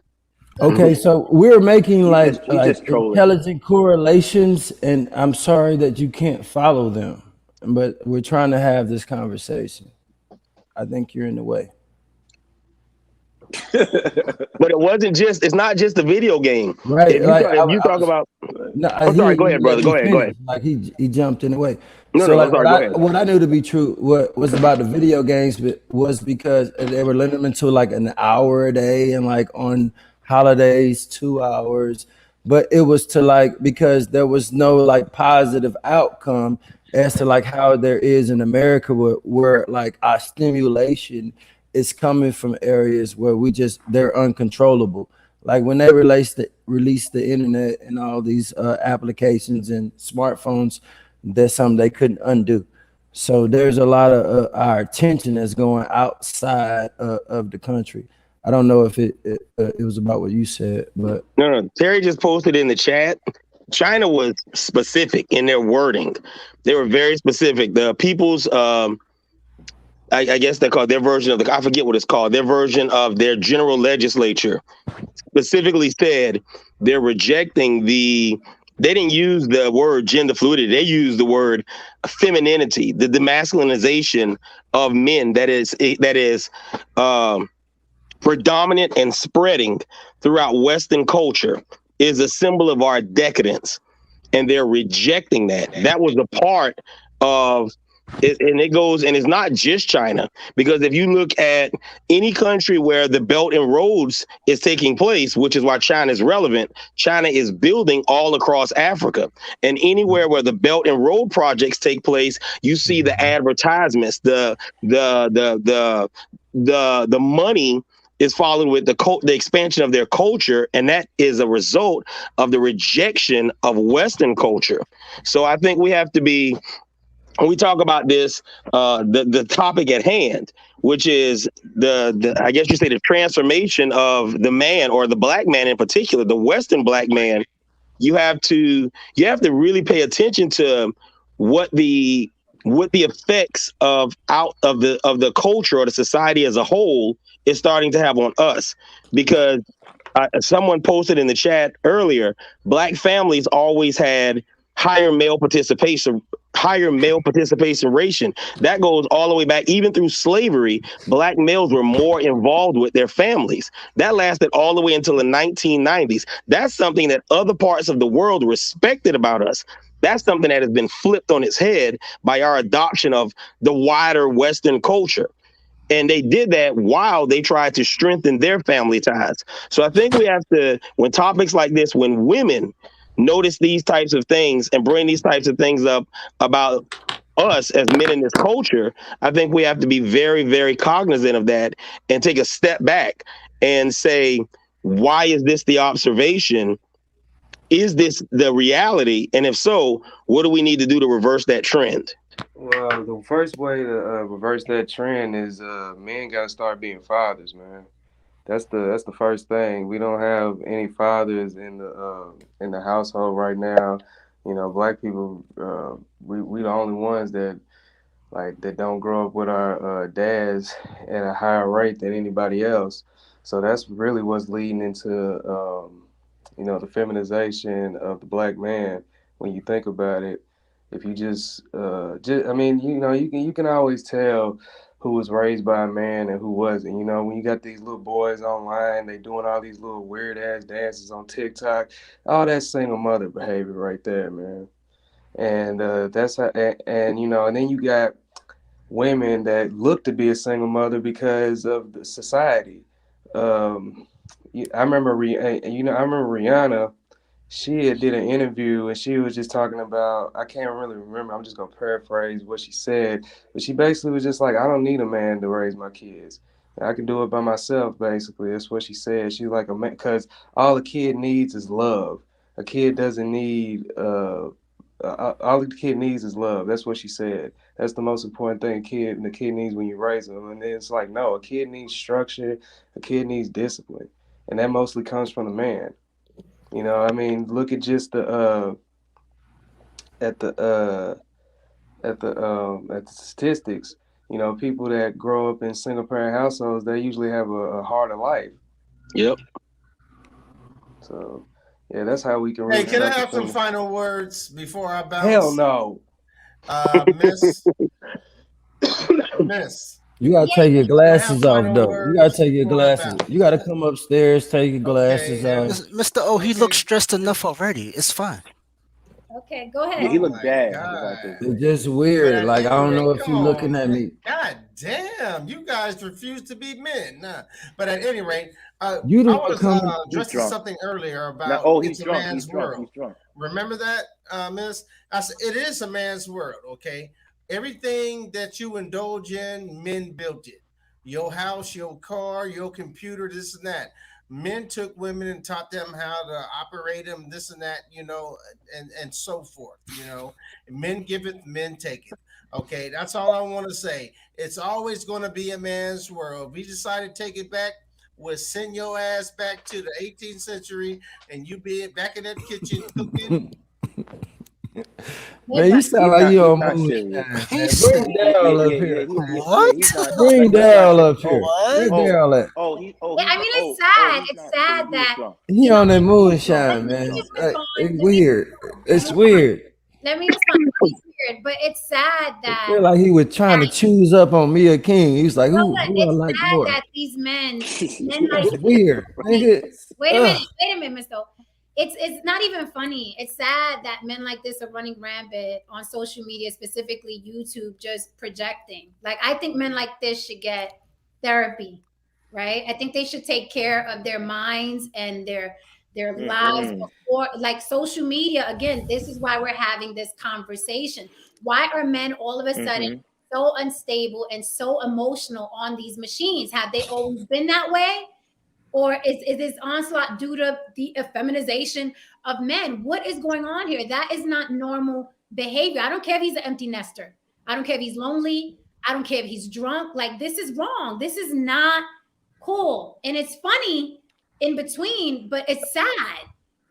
It's sad. Yeah, But It's plain old sad, right? Like, yeah. I don't get it. It, It's it, just sad. it, Like, yeah.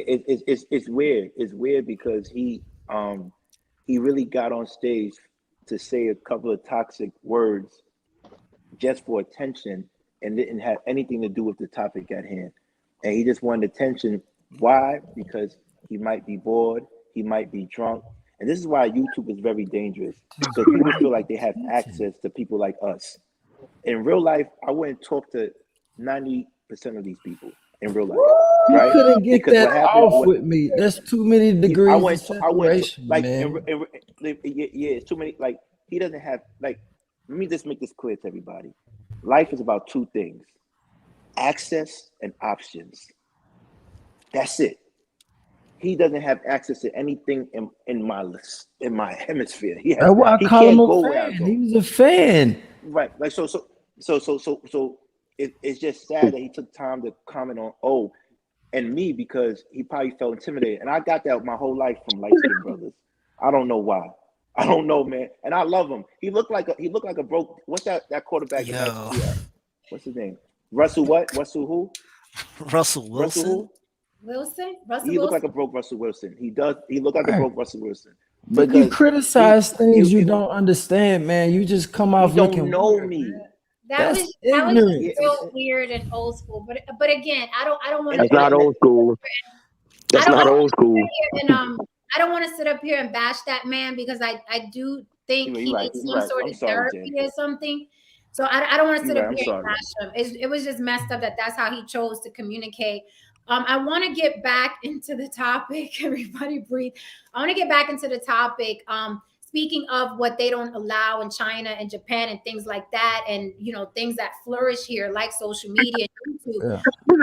that social media, YouTube specifically, do you think that it's encouraging men to be more feminine? Like we can look at, let's say, like a Billy Porter in a dress on a red carpet and say, oh look, he's trying to influence young men. Or we can see more homosexual sex scenes on TV and say, oh look, television media is trying to influence more men to be feminine. Do you think that YouTube is encouraging the feminization of men too, seeing as now all these men are online spilling their emotions and arguing and yelling at the top of their lungs and calling other men unattractive or attractive or betas or gay or homosexual? Do you think that YouTube is also encouraging that, or is it deeper? I It think is. absolutely, absolutely. I work in marketing. I try to not be too out there with everybody, but I work in marketing, and I understand the way the algorithms work. When you're trying to, when YouTube tries to sell, when you try to sell something or sell a product or sell a person even on YouTube, and the algorithm is easily manipulated. And drama drives the algorithm. And you can see that across different platforms. I'm saying that there is a definite push by society to social engineer, and it is being rejected by the emerging world. And what we're dealing with is our first world problems. The emerging world doesn't have time to deal with this BS because they're dealing with, how do we get safe roads? How do we get our kids educated? How do we get decent medical care? They don't have time to deal with this. How do we stop our neighbors from invading our country? Like these are things that you can deal with in different periods of stability that lead to instability, by the way. Let me go ahead and throw that back out there.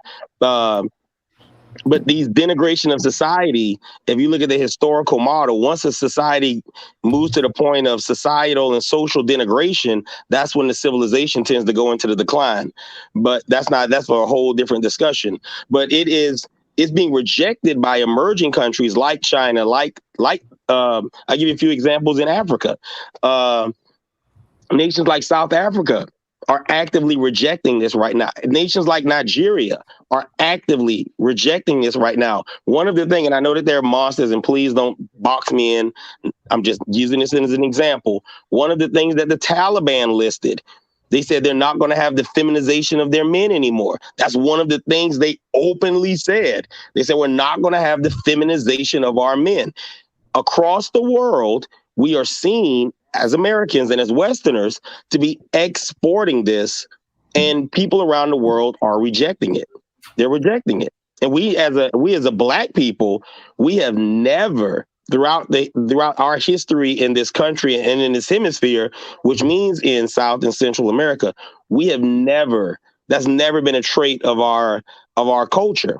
The feminization has always been rejected by our culture, but now, for whatever reason, it's being embraced. And I think that's something that we need to stop. Like I said, if women are starting to see this, and Jen is not the first person that not the first woman I've heard say this. She's not the 10th. We as men need to step back and say, why is this the perception? And is this really becoming the reality? And we need to fix it if it is. Hey guys, Wait a minute, Chaotic Truth. I want to say really hi to Knowledge and Relationships is in the building. So is Darrell Long from Everything Everyday Podcast. Fellas, come up if you want. If not, come up, man. If not, I'm going to read Knowledge and Relationships has a great comment. He said it's deeper, but YouTube is the best way to use your voice to empower or to vent. But I want to ask, is YouTube really empowering these over emotional men, or are we just looking at them like as hysterical and unstable? Is it really empowering men, or is it making those men look bad?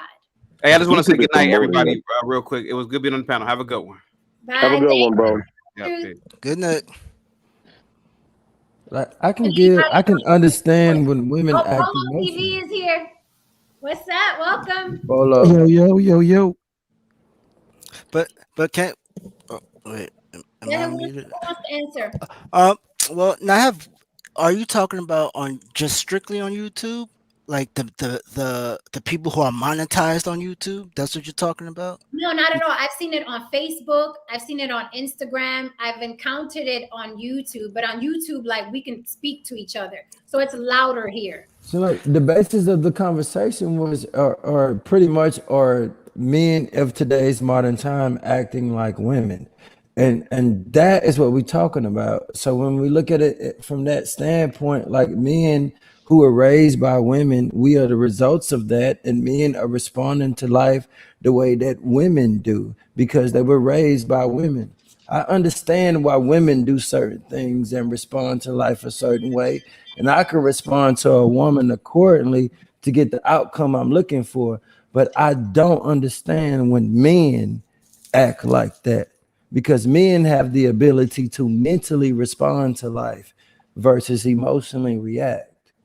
We have that ability to do that, and biology supports that too. Even in the womb, when a male is in the womb of a woman, there's a chemical released within her womb that slows down the emotional side of a male's brain. This is why when you meet girls who are of age and they are more ambitious than you are as a male and looking for the next thing, and you're not on her level yet, and they say that men don't really mature until close to the age of 30. It's a reason for that. It's that men have the ability to mentally respond to life and make probable decisions versus possible decisions. Even if they're raised by women, even if they've only had women in their life. So like, and this is what I say, like, fault doesn't matter when responsibility still exists. Because I didn't have a father doesn't negate the fact that I have a responsibility to be a man in the community that I preside over. But it does have an issue. It does have an issue on how I respond if I've never seen. Yeah, you can't ask me to be something I've never seen before. You know what I mean? I'm not going to be passive on the truth or the whys. I'll be sensitive to that, but at the end of the day, we still have to overcome, because we will champion the orphan that became a doctor. Right. We have no problem doing that. You know, like, anything is possible, you know, but at the end of the day, most men move on probability. Women like move on this possibility thing, but it takes men to show up to show them to do the work, like the calculations of how they move. Like, this is our purpose. So I agree with everything you just said. I think that when it comes to the thought process, because everything that you're saying comes from training and understanding and clarity, perspective, integrity, and understanding logic, right? Cognitive thought. If you're having a young man that has not had that training or experience, not that he can't do it, it's just harder for him to accomplish that without that mentorship from a gentleman like yourself or the other men on the panel to give him that kind of direction and that trajectory to get the little mistakes that he's making wrong right. Does it make sense?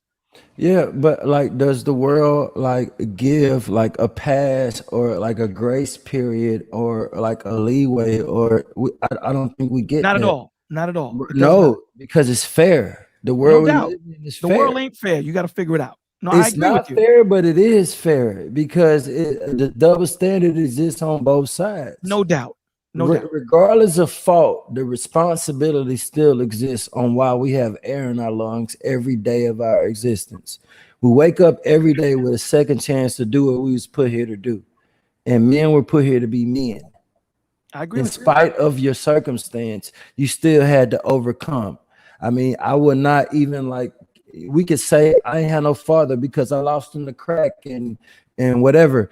But what about the little Vietnamese boy who like drunk water mixed with oil on a boat in the middle of the ocean to get to America and still became an engineer? I agree with know, you. like No, we no, I don't agree with have you. no excuses. You cannot say because I had uh, uh, a, sh- Well, a, a what- short stance in life that I have a reason to act this way. I agree with you. I agree with you. Women ain't gonna see it like that. Not definitely not. I agree with you. Also, I think it has a lot to do with environment that you're in because that kid that's drinking oil, that example you gave, It I think exists though. Like oh, they definitely it does. I've right. heard stories of it. Environment has a lot to do with it too. There's a lot of moving parts and calculations that go into why that young man will come over here and be an engineer, and cats that are here can't or choose not to. You know what I mean? I think the environment has a lot to do. The examples around them. Again, this is not a cop out that I'm giving. I'm just giving the issues on why that cat over there that had to drink oil in the water. He had to. Like, it's like when I speak to youngins, right, and I hear them say, "I'm starving." I'm like, Duke, you're using the wrong word. I'd rather you say you hungry, because starving is not. Starving is what goes on in these third world countries when they can't Not eat. what I seen in Iraq. Yep. Nope. You're not starving like that. Exactly. You know what I'm saying? So a lot of the times we use these words that frame the construct of our mind frame to put us and lock us in a bracket where it mentally encapsulates us from being able to do what we need to do, because it starts from us shooting ourselves in the leg from our thought process. So I So agree with you on that thought. there's this book that I suggest to people like people like think I'm like dyslexic when I say it, but it's the war of there's the art of war, but it's the war of art. There's this book called The War of Art, and it focuses on complacency. Like when you can find a reason for why you are the way you are, it gives you a reason not to overcome it or not to do nothing about it. No doubt. You just live in that space where it's not my fault, so I'm gonna wait on like Jesus to fix it or like you go. somebody else to come in and do something about it. What's your But name, it just brother? relink Bolo, Mr. I'd like to ask Bolo a question. Yes, please. Bolo, welcome again. Do you know what the topic is? I saw the topic where it said that are Basically, men the new angry black women? yes, Woman. right. And then I put the definition up because I feel like there's an onslaught of men who are being sassy, ill-tempered, and ill-mannered, right? Not only towards women, but towards men that are more even-tempered. So I heard everything you just said, but it kind of sounds like to me what Chaotic Truth was saying about women. He was saying that the world has allowed women to be soft, right? The world has allowed it. That's why men have it harder, because the world has allowed women to be soft, and there's homeless shelters, and men can't lay up with anybody or ask their parents to go home, and men can't sell their bodies, and which all of it is hogwash, because there are a lot of men living with women, as you know. But it sounds to me like you're saying, well, a man's environment. Well, a man doesn't have this, or a man. It sounds to me like those are the excuses that Chaotic Truth was saying why women are soft. Well, this is the thing. The reason why I say that is the men that women are complaining about having, the weak men, the men that are not getting out there and having a acknowledgement, accountability, and application, are the men that they've created, right? So you're essentially complaining. It's like a conundrum. You're essentially complaining about the men that your daughter is going to marry, and you're currently raising that child into that man that he's going to be. So that's the reason why I'm saying that, because when you take, it's like me asking you to be something that you've never seen, witnessed, touched, or anything. Now, you're going to figure it out, right? But at what detriment do you figure it out? There's so many nuances to being a man. The same way there's so many nuances to being a woman. So if that little girl doesn't have a good woman as an example to figure things out, consistency is so important in a child's life to grow them. It's not just you telling them to do this and doing that. There's a lot of things that they learn and they watch from watching this young man. I don't know your name, but do with the fly hat. What's your name, my brother? I'm Mr. O. Mr. O. So, you know, Yes, sir. when they, there's a lot that they can learn from watching Mr. O have conversation, watching him sit there, and watching him move and circulate around the earth and say, damn, you know what? That's what I'm going to learn from. So it's not an excuse. It's just the reality of what it is. Right. So when I'm talking to these young men and I'm counseling them, I understand what the issue is. So once I understand where the problem is, because these are all just symptoms of what the sickness is, right? So I don't like dealing with branches. I like to go to the root. So once I know what the issue is, now I know how to attack it and I know how to grow them up correctly. Right. If that makes sense, Jen. Yeah, so like Robert Greene, he wrote like a lot of cool ass books that we all, 48 Laws of Power, The Art of Seduction, The Mastery, The Human Nature. But one that I like, the 33 Strategies of War. And one of the things he said is like life is, I'm a paraphrase, but like life is endless battles, and you can't fight effectively until you identify your enemy. Learn to smoke them out by spotting signs and patterns that reveal hostility. And once you have them in your sights, then you can declare war. Your enemies can fill you with purpose and direction. And I like and when he wrote this recent book on the human nature, it's pretty much a premise of like, when you know what you're dealing with, you know how to move, with what's in front of you.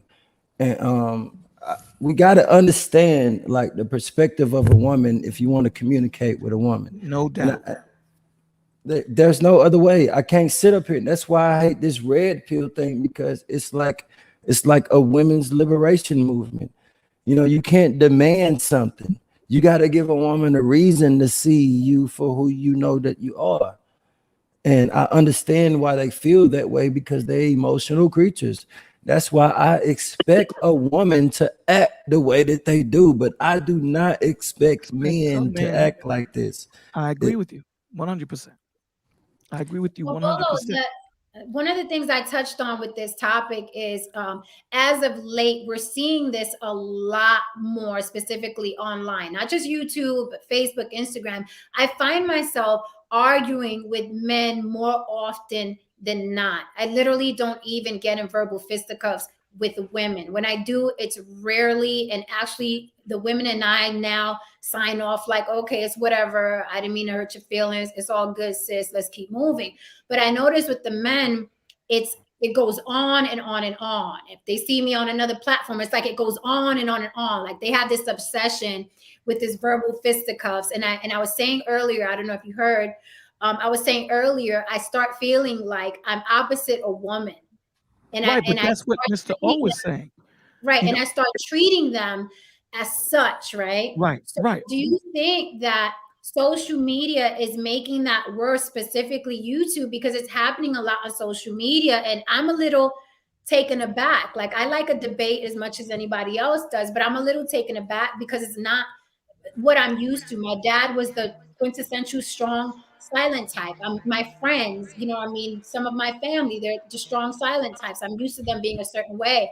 So when I'm getting these disputes with these men, I'm really like pulling my hair out, like, what the is going on? This is not. This is the pill that the world got to swallow right now. If a woman don't see you as a man because she's emotional, she's not going to treat you like one.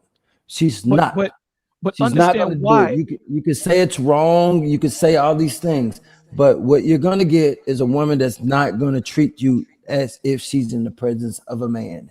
And she will degrade you. She will use words to hurt you. She will let you know where you stand. She will show you where you ranked on the hierarchy of what's important. This is going to happen. And I agree. You And, can't change that. to answer your question, Jen, again, you have to understand that these men that you're arguing, first of all, when we're talking about the internet, it makes everything so convenient, right? So it's easy for me to find Jen. All I do is type her name up, and wherever the hell she is, I'm going to find her. But bigger than that, what's more important is you're talking about men that have taken the traits of women, right? The emotionalness, the impatience, the not being able to articulate how they feel. They take these things because this is what they were raised around. So although they have a penis and they talk with a deep voice, the traits of what a woman is and how she moves is what has been embedded in them.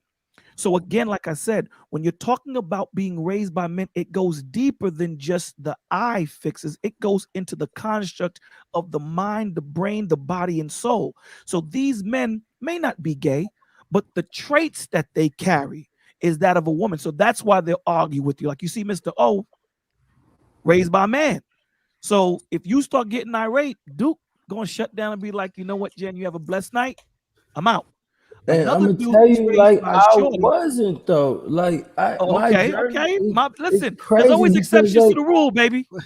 because I am that, like There you go. my mom did the best she could. I Right. remember the age where I was and my point in my life where it was pivotal when I was like, I thought I knew everything. Then I Right. realized I didn't know shit. And I had to like embark on that journey and I had to embrace it. But you And I see, not had to everyone is like that, though, Mr. no, O. they're not. They're They not. might. But like it's still like no one else's fault that they're not Oh, though. no, no, no, no, no. It's I'm not still your saying responsibility I to agree become with that. you. But listen what I'm saying to you. I agree with everything you're saying, but we're Right. just dealing with what we're dealing with, right? So Jen is not saying that, from my understanding, you know, she's not asking for the rhyme or the reason. She is saying that this is where we are currently right now.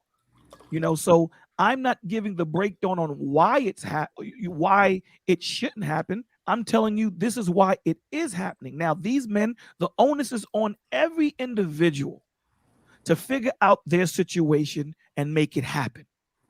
And that's basically what Mr. O is saying. And I agree. You know what I'm saying? It starts with you. You have to have that fire under your behind to get out there and do what you need to do. Get on your focus, get on your intentions, and get that trajectory and make it happen. And your vibe will attract your tribe. That's just is what it is. Exactly. What Do we're you saying know here like is this whole conversation about the modern woman is like it's like a unit. It's so like weird because like do you know like modern just mean current time, and if you give a woman a reason to see that she should be traditional in your presence, she would. and that's the You know, point that I like always that's all you Mr. gotta O, do. Mr. O, you're saying what I always That's not say. the case In for other everyone, words, though. meaning if Nah. you let me just Yeah, say it this is and for then everyone. let me say this and then whoever's talk when you this is the thing, man. When I know what my worth is, I'm gonna demand my value. Period. So I'm gonna have standards. Now, do that mean that I'm gonna meet shorties that don't meet my standard? Hell yeah, there's Hell gonna be. yeah. But there's gonna be standards and there's gonna be a vetting system that I'm gonna set up to eliminate those type of women that's gonna bring my stock down. The same thing with a woman. When she knows what her value is, she's gonna go out there and grab her worth. Because you can have a diamond that's 2 carats worth 100,000 or a diamond that's 2 carats worth 10 million. So you have to know who you are. That's why the good book says love your brothers like you love yourself. The love starts within you first before you go out there and start loving other people. So you have to understand something. She doesn't owe you nothing. So what happens is, it's like if I get into Mr. O's car, let's say Mr. O drives a Bentley. The car is completely white. There's no other color in the car. I'm going to be so careful when I get into that car because it's spotless. Now, if Mr. O got a car and there's wrappers on the floor and all that, man, I'm going to follow suit.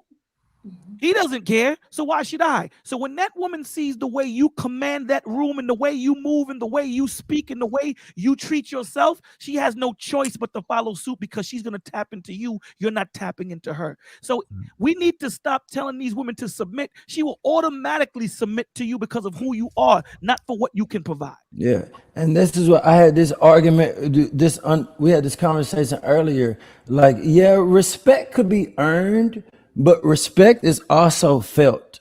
Boom. Respect, and I used the analogy earlier. I don't know if you was online, but like I'm from Houston, so like Jay Prince has like this big presence in the world, right?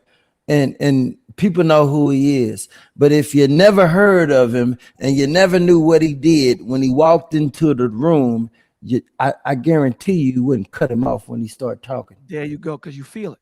You feel it. And not only that, And you don't even know who he is, but you're like, man, you check the better not temperature cut him from the off. room too. You check the temperature. Let me tell you something about women, man. I laugh when women say, you can't check me. You can't check me. I laugh because it's so funny, man. Like, until a real man show up and she be like, okay. She understands the vibration. Right. She understands. I agree because I was saying that the other night on the panel when I went off, and the guy came on and was like, "Oh, you want such and such's page, and you check you." I was like, "You can't check. Nobody could check me." That's so funny. My parents aren't on YouTube. You can't. And that's the point. I tell men this all the time. Obedience is something that, if you believe in God, demands. That's not a choice. Submission is something that a woman willingly gives to you through trust. And we have to understand that. So when she sees how you move with your integrity, because understand something, just because you're a high value man doesn't mean that you're a man of high value. And cats don't understand that. And that gets conflated in conversation. They lead with their bread. What mind boggles me is these men are quick to punch me in my mouth if I say something wrong. But you got these chicks that weigh $190 or $109 making you buy a passport to go to a third world country to get a chick that can't speak English. So it bugs me out how you're quick to want to. Let me say it again. I'll say it again if you can. I've heard of that, Tristan. I've heard of that. I'll say it again. You have a lot of men saying we need to go to these third world countries and go grab a chick that was raised a certain way because these women here don't respect us. Now, the point is not that they don't respect me. They don't respect you because of the way you move and the way you speak. Because at the end of the day, money only makes you what you are. It only accentuates what you are already. So if you're an asshole with money. That's all it does. It's not going to make you a man of credibility, a man of integrity, or a man of truth. And that's the problem. The men are not doing the work within themselves to understand what these shorty. Listen, women follow power. The testimony of a woman is material. The testimony of a man is a woman. So she's going to follow you. Once you walk into that room, a woman already knows what dude she's going to talk to, what dude she's going to move on. I don't need to go out there and be something that I'm not. I'm only going to be authentically me. You just quoted the description on my Instagram page. I need this man's YouTube That's channel what it says on there. May My I Instagram jump says in? what they truly follow is success. Jabari, was that you? Yes. Okay, I just want to say one thing real quick to what Bolo said, and then please jump in. Bolo, thank you. You always right on target, and I want to co-sign that because I was saying earlier, a woman knows when a man is in the room, and when I get into these verbal fisticuffs online, the man always tries to make it seem like I'm the problem, and everywhere I go that happens. And I'm like, no, sir, I am on a panel with 9 other men, and I do not interact with them like this, even in debate. So I'm like, it's not me, it's not them, it's you and I. It's the exchange of feminine energy back and forth. That is what you're seeing here. Let me just say this, Jen. Let me just say this, and then I'll let the gentleman speak. This goes down into science. You have to understand that when a woman is in her femininity, it's a vibration, right? There's a YouTube video that science have mapped out feelings into frequencies. So we have to understand that when we're dealing with the woman and she's in her feminine energy, there's a certain way that men are going to respond to it. So when a woman comes out of her feminine energy and she starts to get masculine, that's a vibration. It's a frequency that we're responding to. It's not her. It's the frequency that she's coming at us in that we respond. So when you are in your masculine energy, it goes the same way. The same way if she's in her masculine, it's the same when you're in your feminine. These are frequencies that we're dealing with. And she can pick that up and say, I'm not dealing with that dude. He doesn't look like a good leader. Because when a woman submits to you, she's submitting her life through trust. She's not going to do that with a dude that's weak. But like when a woman get in a car with a guy, she expecting that man to like be a man in that situation. That's it. I don't care. Like we just met. I'm gonna get in your car. We're gonna go on a date. If something happens, she She's under my expect that covering. man to No be doubt. a man. No doubt. Jabari, what did you want to add? I have to push back a little. I have to push back a little because I think that it's easy to, when we exist within our world and our reality. When I say our reality, I mean the circles that we roll in. We have ideas that get reinforced by our environment. To not acknowledge that society has changed. And as a result of society changing, there is a shift in the way, like you said, it's learned behavior, what women are learning, how women are learning to interact, how Jen, Jen is in my generation. Jen's my age. How old are you, sir? I'm 47. Younger you're women. my age too. Okay, yeah. Younger people, because I taught marketing before I opened my business. They don't see the world the same. And to think that they see the world the way we saw the world is pure delusion because they don't. They've been trained they grew up in a generation of social media. We're the generation that teetered between technology and what I like to call analog. We actually grew up playing board games, whereas they grew up playing exclusively online. We had the Nintendo and the Atari and the beginning. Now they play virtual reality. So they don't know that other side. And the same way they don't know that other side of technology, they don't understand that other side of submission. And when I say that, I don't mean all. I don't mean all. I mean most. Okay. Right. I mean, you would have to interact. I want Bolo to come after me, but I want to say this, man. Like for 2,000 years, we've known the role of man and we've known the role of woman.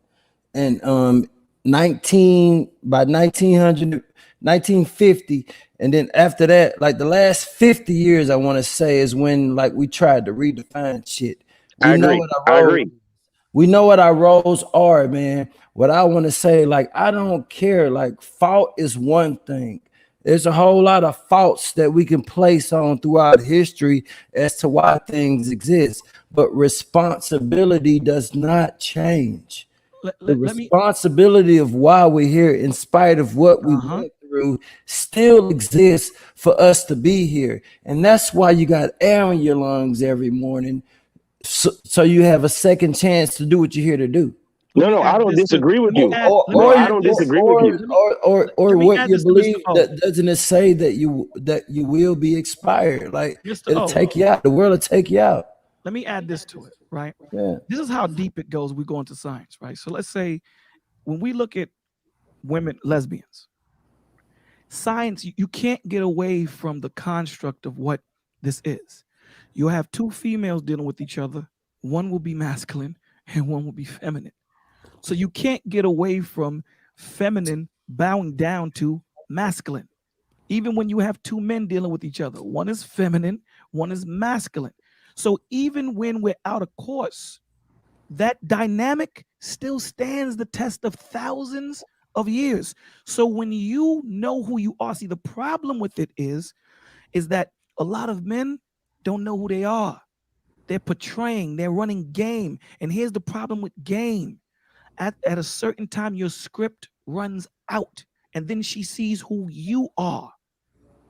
We just need to be authentically ourselves. There's only one person on this planet that can be Mr. O. Be the best Mr. O you can be. Right. Don't be nobody else. Now, that doesn't mean that I'm not going to see some swag that Mr. O has and I go, you know what? I'm taking that and I'm going to make it bolos. Of course, I'm going to retrofit it to me, but I'm still authentically me. Now, I understand the point you're saying that these youngins are seeing things from a whole different perspective.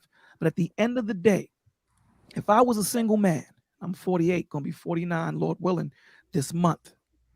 If I went out there, you don't think I can bag a chick 27, 24, 23, 22, not because of what I can bring, but by the position that I command, by my spirit.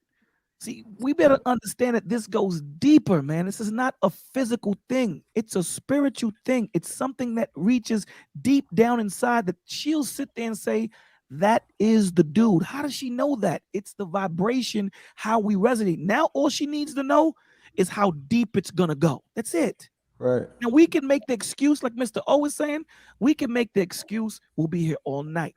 And I don't think Jen has all that time. We'll be here all night. But we have a woman on the panel. A woman on the panel. And I'm sure she has younger friends, 25, 28, 29. Would I be right? A lot. And are they saying what we're saying? That if a man comes in and walks into the room and he's authentically him, we're following? Yes. Boom. I also want to say, yeah, that's the point I wanted to make, Jabari. The guys that I'm getting into these arguments with are my age. They're not men in their 20s of the new, social media generation. They're men that are older. So that's why I'm surprised even more. I'm like, dude, are you serious? Like, forget gender. At a certain age, you're supposed to be more even keel, right? A little Well, more. the problem with that is that goes back to my original point when I was still the first thing I wrote in the chat, which is men are much more, for lack of a better term, more bitch made than they were. Men are much more those guys have to get the bigger platforms. It's really all about, you asked about, is it a reflection of YouTube and social media? I understand the Facebook algorithm, the social media algorithm, and it's based on engagement. So if you say something that's triggering and people react positively or negatively, is irrelevant. If people react to what you say, it rises you up in the search. You automatically move up the search, whether it's a negative thing or a positive thing, so that the people that say stupid things, for lack of a better term, or things that are just flat out wrong, they move up the algorithm because people hear that and they're triggered by it and they respond to it. And that's why these people get elevated voices. It is not what it doesn't change the fact that society is shifting. Society as a whole is shifting. And just because in our circles, I mean, I can still get women of any age, a woman. And that's another thing that people point out. Jen, you talk about you deal with men that's your age that act a certain way. These are males. They're not men. If you're talking about a male who's content to lay up in his mom's basement, that's not a man. That's a male. If you talk about a man who cares more about what a woman makes, how much money she has, and what he can get out of her, that's not a man. That's just a male. And the problem is this shift in society has women choosing males and not always men. I agree with you. I agree with you. What Mr. O said, but see, we have to go to the foundation. See, again, I don't like dealing with branches. You know what I'm saying? I like dealing with the roots. So if I'm gonna chop that tree down, let's go to the catalyst. Let me ask you a question, Jabari. If you have a leak in a house and a fire in a house, what do you attack first? Say that again. If you have a leak in a house and you have a fire in the house, what do we attack first? You put out the fire. Why? Because the fire can burn the entire house down. Exactly. The leak will damage the house. The fire will destroy the house. Now, in that example, who would you call the leak, the man or the woman? The man is the fire. The woman is the leak. There you go. So, but I started by saying the issue. So the onus is on us. I'm not worried about her. She gonna follow. She got no choice. This is what we don't understand. Are you guys looking in the chat right now? I'm sorry. No. Terry M is making a great point. Okay. Terry M is making a great point. She said, Even marriages that started with an old mindset 15 to 20 years ago, wives are adapting to new modern women today, making money, making moves. And if her man is not supporting or growing with it, she will have a major problem in her marriage. But here's the thing, Jabari. My woman making more money doesn't change the position that I have in my home, because that was not the foundation that my marriage was built on. Talk on it. That's the problem.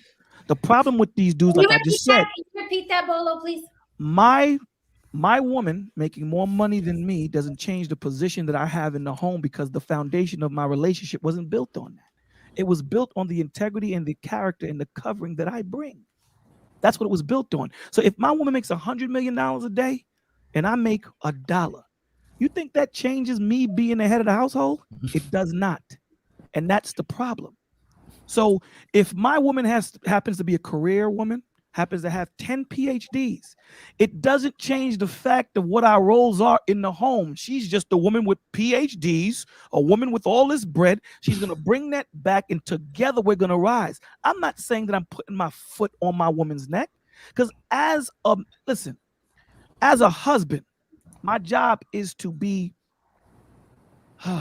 my job is to reverence her in all. So my job is to hear. So when I fall, she picks me up. When I can't pray, she prays for me. When I can't cover myself, she covers me. This is my right-hand man. This is my neck. She allows me to swivel. Your woman will always know the deepest, darkest secrets that your best homeboy won't know. Period. So the point that I'm trying to make is, knowing that, and knowing that what my foundation of my relationship is. If I tell my wife tomorrow, listen, we going to Afghanistan. Guess where she going? To Afghanistan. You know why? Because of the trust, because of her submitting to me, not because of my power. She submitted to me because of my character. And here's the difference between being a character and having character. When you have character, people laugh with you. When you are a character, people laugh at you. And this is the problem. Us as men, we're not standing up in our own. I don't worry about a woman, man. Let me get my act together. Let me do the work that I need to do to get myself to where I need to be. Women are gonna come. The type of woman that I want is gonna come. See, our problem, we get these chicks pregnant, and then we blame the chicks that take us to court. The transference of power is when I didn't have no dick discipline. That's when the transference of power happened. When I got her pregnant, now she got the power. But the power was with me. So the onus is on us. Now we understand there's some shorties out there that are off the chain. I'm not telling you that there's no dysfunctional women. But we have to understand that our part in this, as in this dysfunction, we have a bigger part. We're the fire. So if we're the fire, we're the man, they follow us. We built this. They didn't. So you're giving too much power to them. When that woman sits there, let me explain something. We go into the living dead time. You know, there's 3 things we fight for: food, shelter, women. Women ain't gonna have nothing to say. Nothing to say. That dude kills her husband, you walking with me. That's what it is. We all saw Scarface. When Scarface killed the drug pin, what did he say to Elvira? Get your dressed, bags. let's go. Yeah. And what did she do? She got dressed and left with him. Yeah. So they're Still gonna a clone. follow you. Bolo, can I? The thing is, they have to trust you. Bolo, can I? Yeah, bro, that's Protect Bolo at all costs.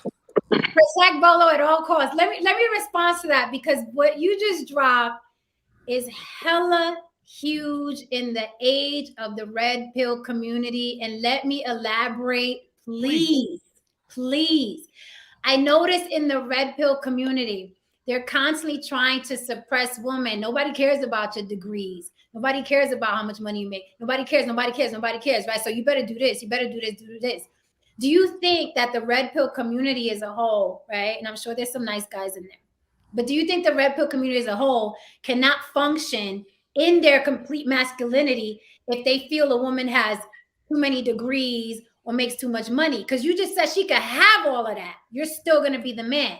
But it seems like the red pill community, as soon as a woman has that, they can no longer function in their masculinity. And that's why they're trying to suppress it. No, like there's some confusion on that. Like, so like this is what I'm gonna say. Like, I love educated women. I love intellectual women. A woman with an accounting accounting degree, it's very different than a woman with a psychology degree. So like it's very difficult for a man of power or position to be with a woman that's always analyzing him. There are certain degree paths that men of value and power cannot align with because it disrupts what they're trying to do. And a woman that has an accounting degree is valuable, but a woman that has a criminal justice or a psychology degree, or that's very difficult. Well, it depends. Let me Because it doesn't I agree align with with you. traditional values. But here's what I Like would say to that. Here's what I would right. say to that, Mr. O. What I would say to that is I understand the difference. But my thing is when your woman understands you, right, and you understand her, we're the motor, right? So she's gonna tap into you. So if my woman has a psychological degree or psychology degree, cool. Yeah. What my woman is gonna do, because remember, as men, we see things in general. Women see things specific, right? Our job is to make sure everything is running right. So we got our head on the swivel. We're doing all these things. Right. They're making sure the home is all that. See, the way I would have my woman, if she had that psychological degree, she would make sure that psychologically I'm on point. She would give me that information and make sure that when I go out into the world, I know how to use what she has, how to manipulate what I need to do to get to where I need to be. See, what it is us as men, we don't know how to use what we have around us. And understand what I mean by use. As a king, they had counselors. The king didn't know everything. The king would go to his council and say, okay, what do you think? Well, do this, do that, blah, blah, blah. And he would say, okay, I need you to go do this, you to go do that, and you to go do this. That's what my wife and family is there for. So if she has a psychological degree and she's trying to use it on me, like, she's trying to Jedi mind trick me, right, then it's the onus is on me to make sure that I got to stay on point. Right. It's still the responsibility still lies. There you go. The responsibility at the end of the day stays on me because everything starts and stops. I like to compare men to a virus control program, right? When you take that virus control program out of the computer, madness gets introduced into that computer. Right. We are there to scan, to make sure, nah, you can't hang out with Shorty. Nah, because the streets are saying she a hoe. Nah, I'm not going to have what I have now be corrupted by those types of shorties out there. That is your job. Yeah. When your woman trusts you, and this is what men are not understanding, especially, and I'm not going to say all men in the manosphere, but most. What they're not understanding is they think that they're going to get their woman to submit to them through power. That's not going to happen. Never. Because anytime you see a man with more power, guess what? She's going to submit to that dude. That submission is supposed to be willing. So she is supposed to trust you. You're supposed to grow with her. You guys are, listen, there's only one time when 1 + 1 doesn't equal 2. You know when that is, Jen? No. In marriage. You're one now. So when she learns to trust you and tap into you, there's nothing that she's not going to do for you because she says, Mr. O, I trust him with my life. Why? Because I've seen what he's done. I know him. When you have a woman that is tapped into you like that, there's nothing that you two can't do. I'm not afraid for her to walk into a room full of millionaires. You know what she's going to do? Get me all the phone numbers and contacts to those millionaires so that I can make business calls to them dudes the next morning. See, what happens is with our jealousy and because we didn't properly lay that foundation, that when she goes in there, you know what you're going to think? Someone's going to bag her. But if you did what Mr. O said, if you did what you had to do and you laid that foundation right, there's nothing for you to be afraid of, my G. May I ask a question? Bolo, you're having a lot of pushback in the chat. People are May I ask saying, a question? I'm trying not to interrupt him, but that's what I was going to. A lot of chat pushback is my pushback. I didn't want to interrupt. It's not just you, Jabari, but I want to make this point real quick. Bolo, there's a lot of pushback. Jabari was pushing back as well, but people are insisting, look, traditions are changing. Women are making more money. We're going to have women making more money for like the next decade or the next decade. Women are more independent. It is changing. It is changing. It is changing. And you have to get with it or get gone. I guess it is changing. How can we can't fix or change that change that's happening. Women are more independent. see that They're making more money It now. doesn't make any sense. beautiful Are Jen. you That's the still problem. By Bolo? definition, But tradition that's is but see, that's the problem, beautiful Jen. The problem is they keep thinking the power is about them when the power is about the Almighty. It ain't about you. Most That's people the aren't. problem. They're not May I? tapped in. They're not tapped into their spiritual power. My woman don't submit to me because I can whip her ass. She submits to me of who I represent. Period. May I ask a I question? don't care. I don't care. Listen, my woman is younger than me and beautiful. So don't think that she don't get accosted by men and all that stuff or whatever the situation might be. At the end of the day, she comes home to the kid, not because I have all the bread in the world. Now I do well for myself, but not because I have all the bread in the world, because I can't build my foundation off of bread. So when you're saying, and Mr. O said it, and it's deja vu back on you, you guys are making excuses. You don't want to do the work. Thank Do you. the work. Get to know the woman who you're going to be tapped into. When you meet the woman that's for you, all of that other nonsense means nothing. You guys are meeting chicks that are not yours. They belong to somebody else. So instead of you being patient and waiting for the one that's supposed to be for you, you pick up a scraggler on your way to finding that woman. And then you say, women are off. Women are crazy. No, dude, you made a choice. You picked the woman that you wanted and not the woman that you needed. And that was the problem. That's Can the I issue. just echo? Let me, Hanifa Naila, I wish you would come up because she's always making these great points. Having more money doesn't mean that we don't respect men. Respect is also mutual. At least it should be. Now, let me say this, Bolo. Yes. I don't care if my man is making $50,000 a year and I'm making $1 million, right? I am still gonna want a whole man in my house. So I don't There get you what go. people are saying. Traditions are changing. I don't care how much money I make or how many degrees I have. If I have a man under my roof, he better be in his full masculine. I do not care. Traditions changing, whatever. The tradition in me is still going to be, I want a whole man in the house. If not, then I'll get a woman. But it doesn't. That's why I have to push back on people saying traditions are changing, get rid of it, get lost, because Jen. What they're getting caught up in, Jen. No. Because everybody's saying what we're getting caught up in. Please allow me to respond, because I've been very patiently letting diatribes go on. Diatribes go on. Fact is, first of all, Bolo, is that your name? I'm sorry, brother. Yes, sir. Yeah. You good? Are you married? I am. 24 years. Checkmate. No, that's checkmate to my point.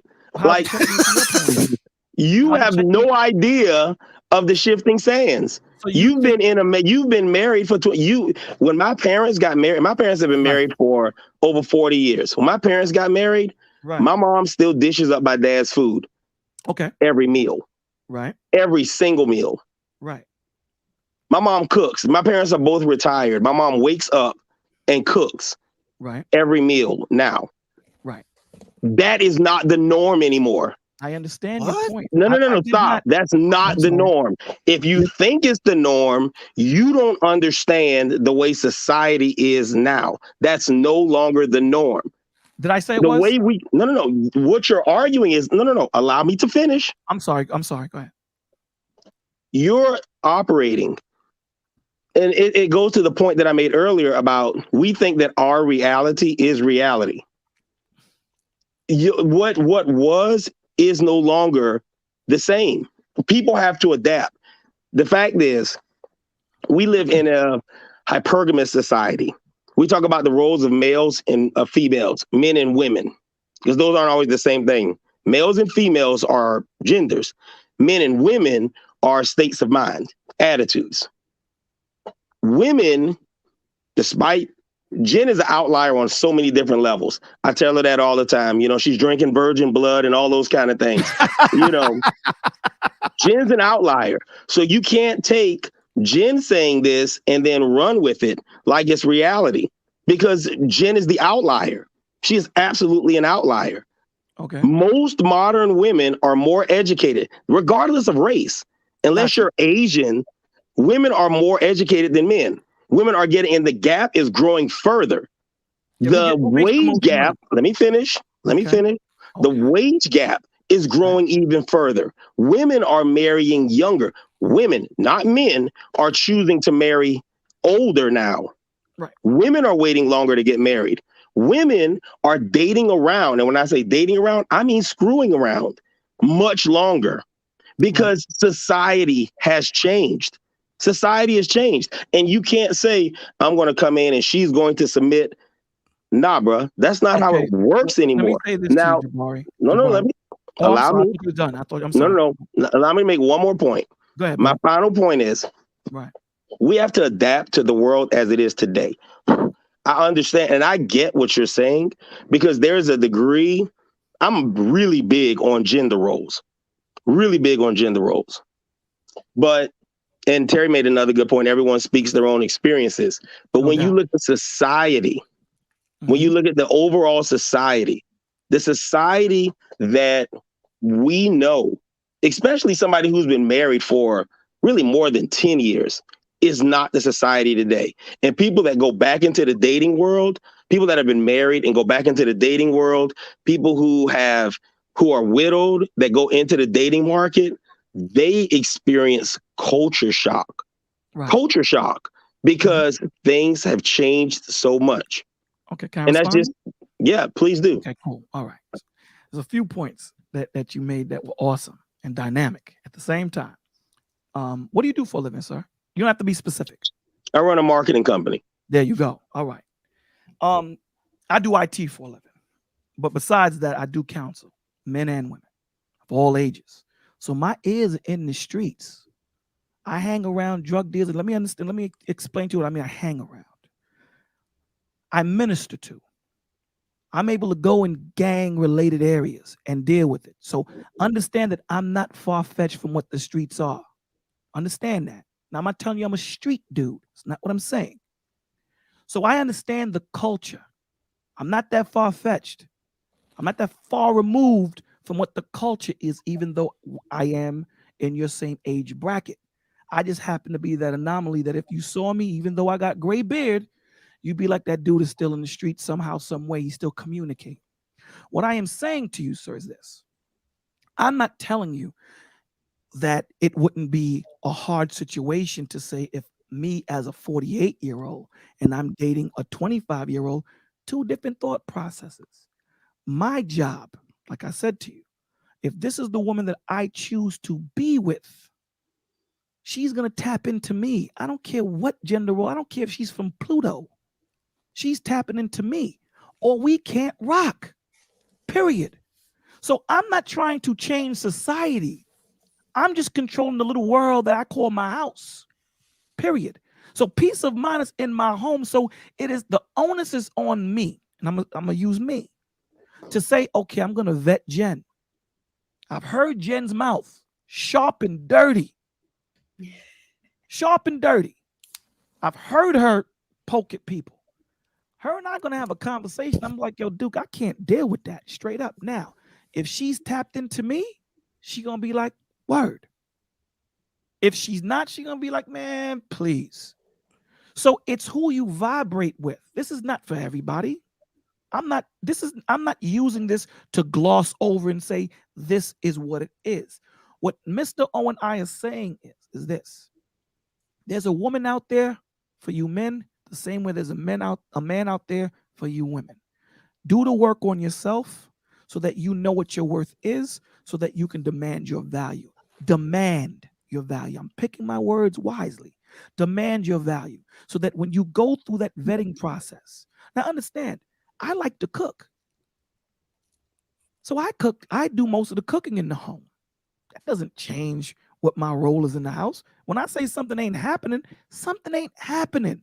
I lose my job. That doesn't change my position in the home. See, the reason why we're using this as an excuse to say society, because you're allowing society to change you. Nah, I'm the same as yesterday, same as tomorrow, and the same as forever.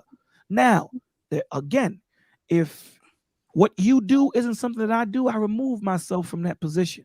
Because I'm a crackhead, you're an alcoholic. Obviously, we don't do the same thing, so we can't hang out together. So I'm going to go hang out with other crackheads. That's what I'm going to do. So the responsibility is on you to surround yourself with people that think like-mindedly as you, so that when you fall, because we all will fall, they can pour into you and get you back on that level. Because remember, truth given without love is a weapon. So the onus is on us to formulate that circle, that family vibe, that village, so that when I fall, they can pour into me. Yo, let me explain something to you about this shorty, or whatever the situation might be. I know that this thought process ain't for everybody. This is why Mr. O was saying you got to fight your way through this. The world don't owe you a damn thing. Don't owe us nothing. We have to understand there is no perfect man or perfect woman for you out there. You make them perfect for you. How do you do that? By growing together. That's how you do it. So when I tell Jen, check this out, I don't like salt in my arroz con gandules, then you know what she's going to do? She's not going to put salt in it. That's correct. That's how it works. So there's going to be things that she's going to say, Bolo, I don't like this type of jewelry. Then, baby, you ain't going to get it. You're going to get what you like. And then that synergy that her and I have is going to grow. And then that's where that trust comes in. There's nothing that Bolo can't say that I'm not going to do. See, what you guys are doing, and I'm not saying you personally, I'm just saying in generally, what guys are doing is they're making excuses. And that's what my man, Mr. O, is saying. We're making excuses. We're saying that these women are doing this and society is this and society. Man, there's nothing new under the sun, man. There's nothing new under the sun. What's going on now went back there and with the Roman Greco Empire when they was doing Caligula and all that madness that happened back then is happening now. The only difference is we have technology that connects us all. It's the only difference. It's nothing new. Nothing new. But what it is as men, and this is not just regulated to black, we're being lazy. We don't want to do the work. Nah, G, for me to get that woman, you know how much work I had to do to get my woman to trust me? That wasn't easy. You know how it started? With me working on me. I wasn't worried about her. I had to work on me. I had to get myself right. The work starts with you. So now when these shorties come into your presence, again, like I gave the example, if Mr. O is driving that white Bentley, automatically, man, let me put my shirt around. Let me make sure I get all the stuff. I'm going to follow suit because of the environment I'm in. But if I'm getting into a car with goddamn food wraps on the floor, man, G, I'm getting in. You follow suit. Women ain't stupid. They're spiritual just like we are. So they know that there's certain things they can't do around certain men. And there's certain, you know what Eve said, the rapper? Eve said it took a billionaire, took a white man to put me in order. A white man to put me in order. You know why? He ain't tolerate that bullshit that she was kicking with other dudes. And she fell into it. She tapped into him. She wanted that man. So she was willing to do whatever. You see those little paws she had on her breast? Gone. Gone. So when a woman taps into you and trusts you, you got that vision that she's going to tap into, and she's going to help you to make that vision happen. So when she has those 8 degrees and making more money than you, my woman makes more money than me, my G. At the end of the day, she brings it back home to daddy. Let's understand that. She ain't taking the money and running off and doing whatever she's doing. She brings the money home and we sit down and calculate and we go out there and conquer the world the next day. Rest my mic. I want to say, wait, really quickly, we have to welcome Information Man Show. We got a heavy hitter on the panel tonight. Welcome, welcome, welcome. It is good to see you. I don't know how much you heard or if you saw the caption, but I'd love to what you have to add. Well, first of all, I want to say peace to everybody on the panel, everybody in the chat. Thank you for making it very open to, to be able to come on the panel. Not to get too long-winded here, just to let you know my experience, because I think some of this is intergenerational. I'm a 52-year-old man. I turned 52 November the 13th. I was married for about 15 years. Divorced. It was an amicable divorce. My ex-wife and I are dual parents, so I have kids, or I have a daughter, and we work together and raising our child. We put our differences aside because we've been divorced for a long time. The problem I'm going to put, this is the onus I'm going to put, and guys, you may not like this, but guys, Oftentimes we tell women that they got to choose better and make better decisions with the men that they bring into their life. Guys, we got to do better in the type of women that we bring into our life. One of the reasons why my divorce, even though I went into a divorce, we were able to work together as we are now as two dual parents, is because it was the quality of woman that I chose. Even though our relationship didn't get past 15 years, I still chose a woman that had the kind of intellect to realize it's not about us, it's about our child. We may not be able to get along with each other anymore, but we're going to work together for our child. And I think because of the kind of woman that she is and her intellect and me choosing at that time that type of woman is why I didn't have the drama in the divorce, in the drama, no drama now. Now, I just think it's about understanding where you are. When I came out of my divorce, I dropped into a whole new world where dating and the whole game has changed. But I agree with the other brother that you have on here, and what the brothers are saying is that even though the world outside of me changed, I'm not going to change what my values are in the way I grew up. I grew up at a time where you had men in the community that you got your lessons and see, I don't need to go to YouTube to get game. I got game from men in the community to understand what my role is as a man, and from my father, my uncles, the whole 9 yards. So I wasn't going to change my values because they say society's changing. If I want a woman who has certain qualities and quantities that I'm looking for, why should I change my standards just because, well, society is changing this way? There are women out there who still want traditional values. If a woman is making more money, when I got married, my wife was making more money than me. And then you guess what happened? The shit flipped around. I was making more money than her because why? I got more education. I progressed through my career and I became the main breadwinner. But I think our problems is that sometimes as men, we have these fragile egos. A partnership and a relationship it's a partnership not only for love and spiritual, but it's also financial partnership in which you work together and you become equally yoked with one another. So we have to find what works for us and not try to fit into what society wants us to be. I'm sorry. I want a woman to not only be sexy, elegant, but I want a woman who definitely knows how to treat me as a king in the household. I want you to be strong in your corporate life, right? I think women can go out and slay in business, but I still want you to come home and be that feminine woman that I fell in love with. I don't want you to be the boss that you are in the corporate office.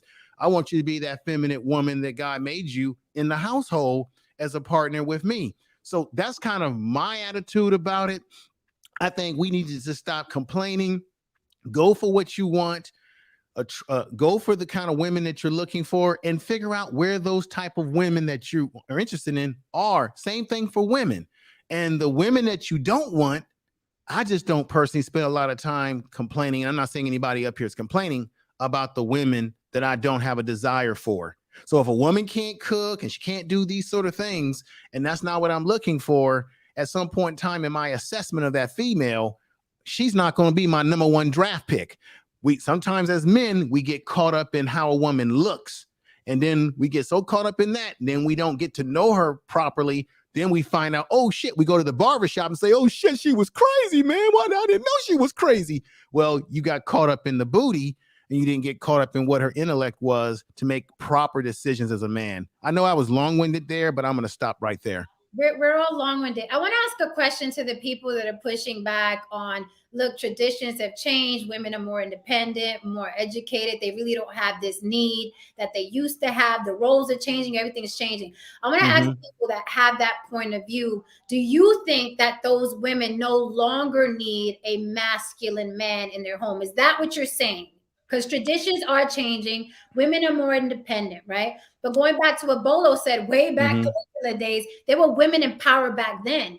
And the women that were heterosexual wanted men in their bed to treat them like the way men. You can go back to women that were queens. Still ran after Brutus. Queens were married to kings. All the way back to when women were queens in society. They still wanted masculine women. I'm gonna just say this right here in a short way. I think yes, there are women that are getting more education, more job opportunities, that are getting out here trying to be bosses and what have you. And I'm just say this: there's a lot of women who put on facades, but deep down inside, when it gets quiet and dark at night, you really want a masculine man in your life, even if you be talking. A lot of women be talking all that stuff, but deep down inside is really what they want. The problem is they may not be getting what they want from the kind of men that they want. I don't know. Y'all be the guests of that. Women realize they needed men through this pandemic when people were taking toilet paper. They realized that, yeah, you know, I need a dude. I'm kicking that. I'm by myself. When them cats was going out there, you couldn't find nothing. You're right, because I had girlfriends who are like, I don't care about black. And as soon as they get that boyfriend or that new boyfriend, we don't hear from them. It's like, what happened, girl? What happened? We were supposed to go out. Now I'm with my man. Right. Right. And these are women who are strong and independent and, you know, got their whole lives together. It's like, but you're going to stay home. Okay. I see you, girl. You can't beat the natural order of things. And that was the purpose of me bringing out lesbians and you know, that even in them, there's still a masculine, there's still a feminine. You can't. Once again, I don't think we're denying. I don't think we're denying what you're saying.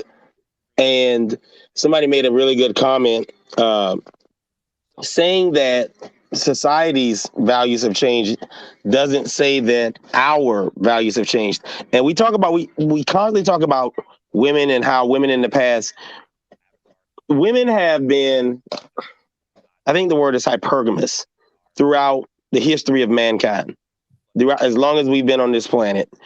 And it's natural. It's the state of being. You want someone who is strong, someone who is strong enough to take care of you, someone who has the stability. And the stability has gone from physical prowess, which is what it was in our most primal state, to economic, to social, to these things. And it's not wrong for a woman to be hypergamous. Let me put that out there. It's not wrong. But as you exist in a society where women are becoming more educated, when women are making more, you create a new set of problems. And those problems are impossible to ignore. I'm going to give you guys an example. I was on the phone with a friend of mine while we were on this chat. And about 3 or 4 different times, she's like, I wouldn't date him. I wouldn't marry him. And she's 31, 32. That was her. I mean, she's educated, attractive, good woman, very good woman. Her initial position was, you ain't gonna have me. Who you think gonna be submitting to you? I don't care about none of this stuff you talking about. And that's how people. And this is from a good woman. This is from a really good woman. You're not going to tell somebody what they can and can't do with their money when they go out and work just like you do. Like the days of gender roles as they were are gone, and you have to accept that. And to say that you want this, I think Terry just made the point I was about to make. To say that what a woman wants in the bedroom is what she wants in the rest of the house, is what she wants in the rest of the relationship, is not the same thing. So a woman may want a dominant male man when it comes to physical aspects, but women are not looking to be dominated. That's just that day is changed. And if you are, let me preface it with this. If you are in a hypergamous relationship where you have a higher level of whatever it is she values. Whether she values money, whether she values, she may value your intellect, but you have a hypergamous level of whatever it is she values if she allows you to dominate her. And that's just the fact. Well, let me say this to you. As a husband, I don't walk in and slap the plate off the floor and tell my wife, go get me a sandwich. That's not what I'm talking about. What I'm saying that's not what I'm talking about. You know that's not what I'm talking about. When you're saying it is, when you're saying that we dominate, I don't understand what it's like. What's tripping me out is Christ is King of all kings, but he washed the feet of his disciples to say that not only am I your king, I'm your brother first. We have to understand that this is my wife, bone of my bone, flesh of my flesh. We are one. That's not what You I'm have to going to understand do. that the religious I perspective. understand. No, I understand at the point that you're making that there's going to be times when I have to put my foot down. There's going to be times when I have to say, we're going left, we're not going right. There will be times like that. But also the book says that a lion doesn't have to roar in his house all the time.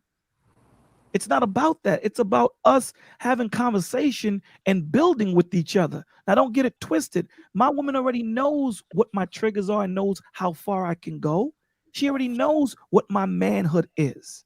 So there's no reason why I have to pull out my badge when I come Right. home. There's no That need goes for that. back to what I was saying And before. exactly. Taking the time to get to know one another. There you Therefore, go. you know each other's triggers, and that woman understands how far she can take you. And You that's know the how far point. you can take her before both may snap. That's It's it. about And that's that. why courting is so important, because we use sex for dating instead of using sex for relationships. And I know sex feels good, but there has to be a responsibility on us. Because remember, women don't become queens until they marry a king, my G. There's no such thing as a queendom. They're called kingdoms. They're called kingdoms. So I don't have to be a total asshole to let a woman know that I understand what my position is. Listen, when we read the book, and I'm sorry that I refer, because I know some people may not believe in it. In the creation, we are created equal in creation. Let me say it again.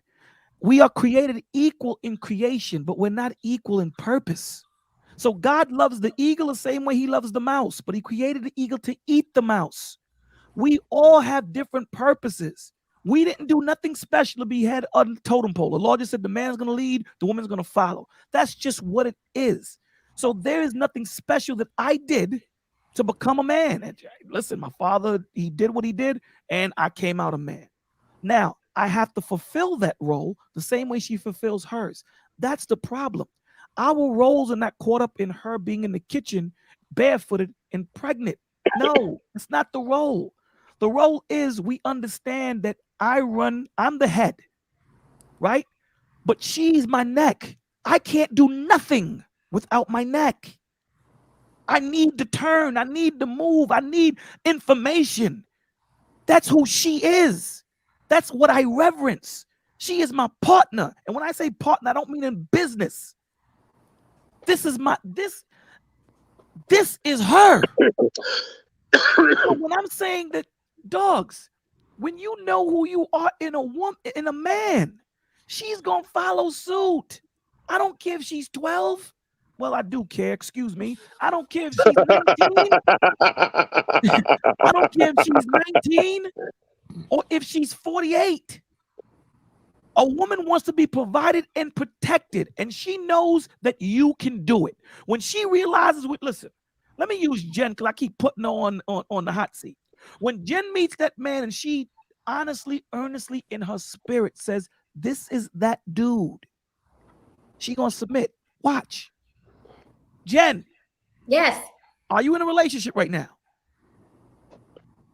Jen don't talk her relationship business. Let me ask you this one. Don't answer that. I don't want to blow you up. Share her relationship business.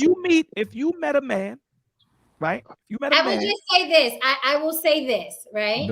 I will say I've been in relationships with men that I could not submit to, and it ended very, very badly. And I've been in relationships with men submitted to very easily. What made you submit to them easily? Why did you submit to them easily? The whole vibe, the energy, the persona. I trusted them to take care of everything, and they always showed up when they said they would show up, and they did what they said they were to do. The most important word in that statement that you made was you trusted them. That's it. When I call up Mr. O and say, yo, my G, check this out, man. I got $1. I need you to flip this. I trust you with my last dollar. You don't understand how much power is in that. When a woman says, I trust you. Mm-hmm. Yeah, because it's hard for me to say that. Like, I don't trust anybody. So I'm like, it's heavy. Let me ask you this question, though, because I think what a man has to understand is that, just in general, as a principle, it's not what you say, it's your damn actions. People don't stay on people listen to what you say, but it's your actions. I believe it's been my experience that women who will submit to men is because that man does more action than talking. So he gains your trust because you see that he is a man of his word, and word is bond, right? So when he says he's going to do something, he does it. And you, as a woman, you don't want to have to lead your man and remind him, did you do this? Did you do that? And he says, well, I was going to. Women don't want to listen to excuses, men. Excuses are tools of the incompetent, and those who use them seldom succeed. I'm going to They take want that. action. It's funny. Let me say this, and then I want to welcome Rashawn, because he was the one giving a little pushback to Bolo's point of view, and I didn't want to misconstrue what he was saying, because I repeated what he said, but he was like, Jen, I wasn't saying that. So I want him to go after this, but just to co-sign what you're saying. I was in a relationship, and we were like hanging out and having fun with friends, and someone mentioned buying flowers and being romantic. And my boyfriend at the time was like, she doesn't care about that. She cares about elbow grease. She cares about it. I was like, it's true. It's true. I'd rather a man be more like, reliable and trustworthy than, oh, here's some roses, because I've gotten plenty of roses from some big time a-holes. So, so just that, co-signing what you said. Rashawn, you had some pushback. Yes, The keys were going in the chat. yes. What did you want to say to Bolo's point of view in the information man show? What did you want to say? For the most part, everybody has a lot of correct points, especially from their perspective. But a lot of times we have a tendency to oversimplify complicated things.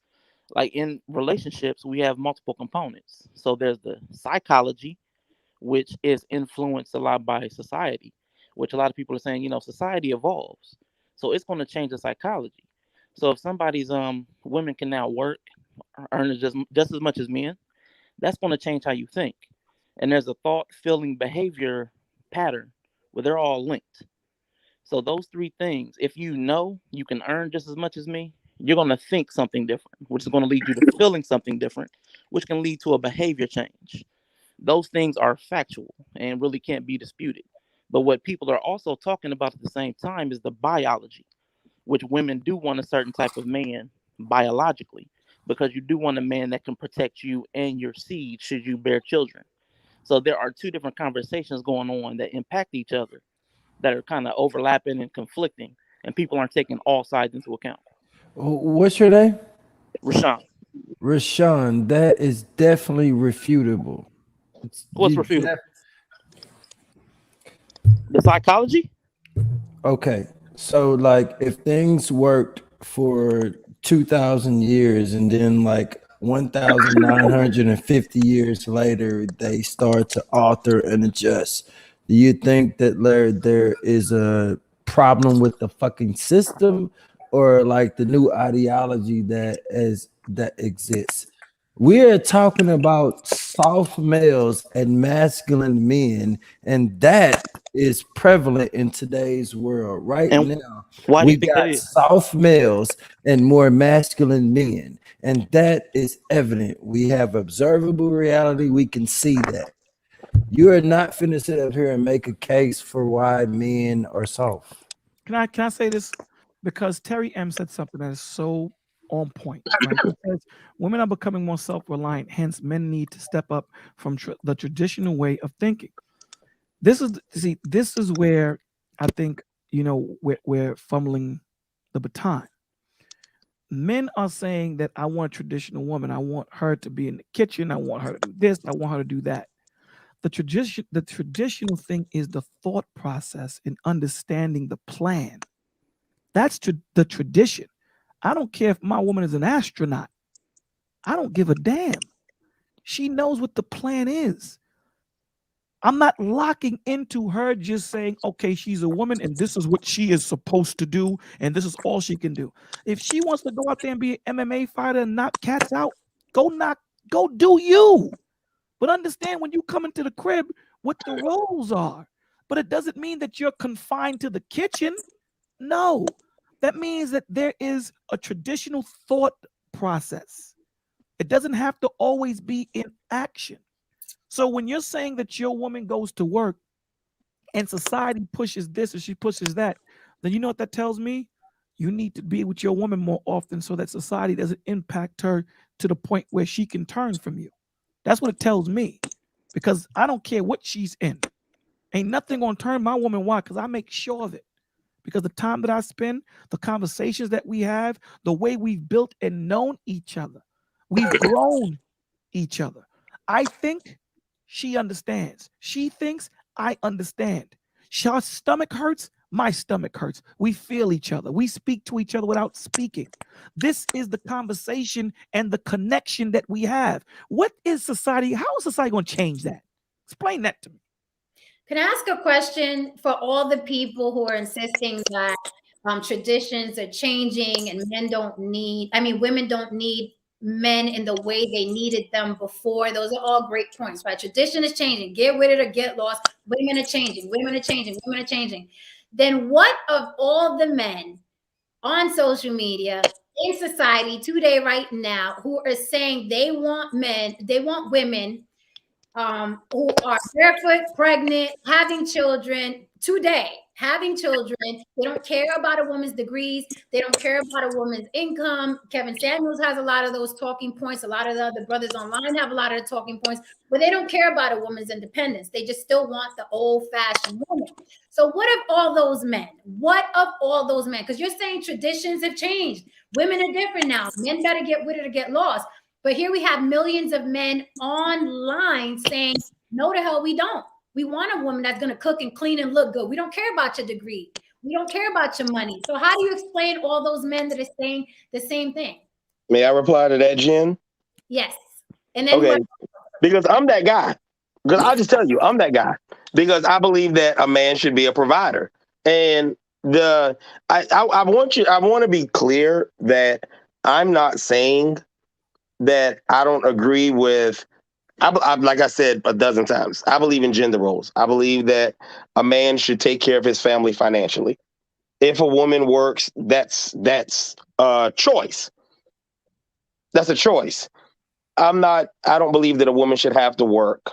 My wife will not have to work.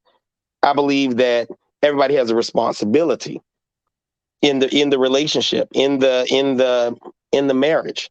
I believe that makes things easier. Now, that being said, you can't look at our dating market. When I say our, I mean the Western dating market. The fact is, people are getting married later, which means people are having. You said you can't use sex for the people are using. You have to look at the world for what it is. Sex is something that is passed out now. It's passed out like candy at Halloween. So the nature of relationships, and you see a lot of the ladies in the chat are talking about trust, and it don't take trust to get in somebody's pants anymore. I mean, I'm not trying to be funny. It just doesn't. You don't have to gain trust to get in anybody's pants anymore. You just have to have something that they want or that's something that they value. And that's why you end up with the woman you end up with, because you didn't build that No. trust. Let me finish. Okay. This is where the societal changes matter. This is where the societal changes matter. Because if you're talking about you have to court and you have to date, yeah. I personally I'm fortunate enough where I operate in circles where I don't have to deal with a lot of this. But because I work with a lot of other businesses, I see a lot. Because I taught school and coached, I saw a lot. And this is as recently as just a few years ago, 2 years ago. So I'm not telling you what I think. And a pastor, because you sound like you're a pastor. I don't know if you're a pastor or a minister. My dad's a pastor. People don't show the real themselves to him. My friends, and I grew up with some hoodlums. My dad doesn't see that side of people. People, if you're a good man and a good pastor, people have a respect for that, no matter how street or hood you are. So you don't see the worst. or even the normal of a lot of people. People temper their behavior. Even people that don't believe in God show respect to a real preacher or somebody that they respect as a real man of the cloth. So you have to understand that these aspects have changed. And when I say they've changed, that doesn't mean my values have changed, because my positions, my the way I was brought up, the way that I view life is just a state of being. But it would be naive of me to say that, oh, I can operate or I can think that women are going to be the way that they were when my mom and my dad were getting together. To think that, and let me go ahead and put this out there, women have changed a lot because men have changed. No doubt. Let me not put this on the ladies. Men have changed. It's a lot of men that are simps. And, I don't want to get into this is a whole red pill. It's some simp ass dudes out there. Excuse me, Jen. Try not to cuss in front of ladies. But there's a lot of simp men out there. And the simps are ruining the game. The simps are ruining the game way more than the ladies are. So Jabbar, can I say something, Jabbar, to you? I am what I am, sir. Let me say, What you let me say this, Jabari. Here's the thing. The thing is, I'm not trying to save every woman, brother. The same way I'm not trying to save every man. The wheat gonna grow with the shaft, brother. I'm looking for my woman. If I was single, I'm looking for the woman for me, not for the woman for 8 other dudes. So the woman for me, we're gonna grow, we're gonna court, we're gonna understand each other. I'm gonna massage her mind and her temple before I massage her flesh, because I'm already attracted to her flesh. I'm already attracted to her physicality. What I want to be attracted to is her mind. If I know that she can make me orgasm physically, imagine if she can make me orgasm mentally, spiritually, and emotionally. That's what we're missing. This is why the old folks had that marriages that lasted 60, 70, 80 years, because it wasn't just a physical thing. They grew together in the connection that they formed. See, a lot of the times when we have 8 women in our stable, you can't really give that woman her true dedicated time, because you might be thinking about the other shorty that on what she does, and vice versa. If she got 8 dudes, that's the problem. I can't give her the proper respect and time to get to really know who she is or whether she is good for me. Again, this conversation that we're having is not for the world. Even Christ said that. See, people read John 3:16 wrong. For God so loved the world, he gave his only begotten son. Peter said, who do I pray for? Do I pray for the world? He said, no, don't pray for the world, but pray for those which God has given you. So this is not for everybody. I'm just looking for the woman that I resonate with. The same way Mr. O is looking for the woman that resonates with him. I'm not looking for 12. I'm looking for one. And when I find that one, we gonna move together. Like you see them birds that fly together, and you're like, God damn, how the hell do they do that? That's because they all tapped into each other. So whether she has 8 degrees or not, we have to understand that my tradition has to be able to be malleable. Because again, I agree with you. Women are making more money. Women are becoming more educated. I agree with you. Now, again, her position in my home, in our home, doesn't change on what degree she has. All that does is mean that she has more bread to bring to the home so that we can live a better life. That's how I look at it. So I'm not trying to change the planet, my G. I'm just trying to change. I'm sorry, Jen. Go ahead, baby. Thank you, Bolo. Did anyone answer my question? For all the people that were waving the signs and the flag saying traditions have changed, women don't want X, Y, and Z, men have changed, women have changed, everybody's changed, traditions ain't like of old. I want someone to answer the question. Then why have we seen an onslaught of millions of men online asking for old school traditional women? You have Jen, that's the answer. Your question is the answer. The reason why people are asking for that is because that's not what they're seeing. That's not what they're encountering. The reason why people are screaming for it is because they're not finding it. Now, don't get me wrong. A lot of these guys that exist in these circles are, kind of losers. Not to disparage anybody. That's not my style. That's not my style at all. But some of these guys, they are what they are. But that's a real thing. Like, it is a real thing to we joke, especially my younger cousins. Women don't cook anymore. You know, that What? used to just be a thing. You just could expect that. That's just not a thing anymore.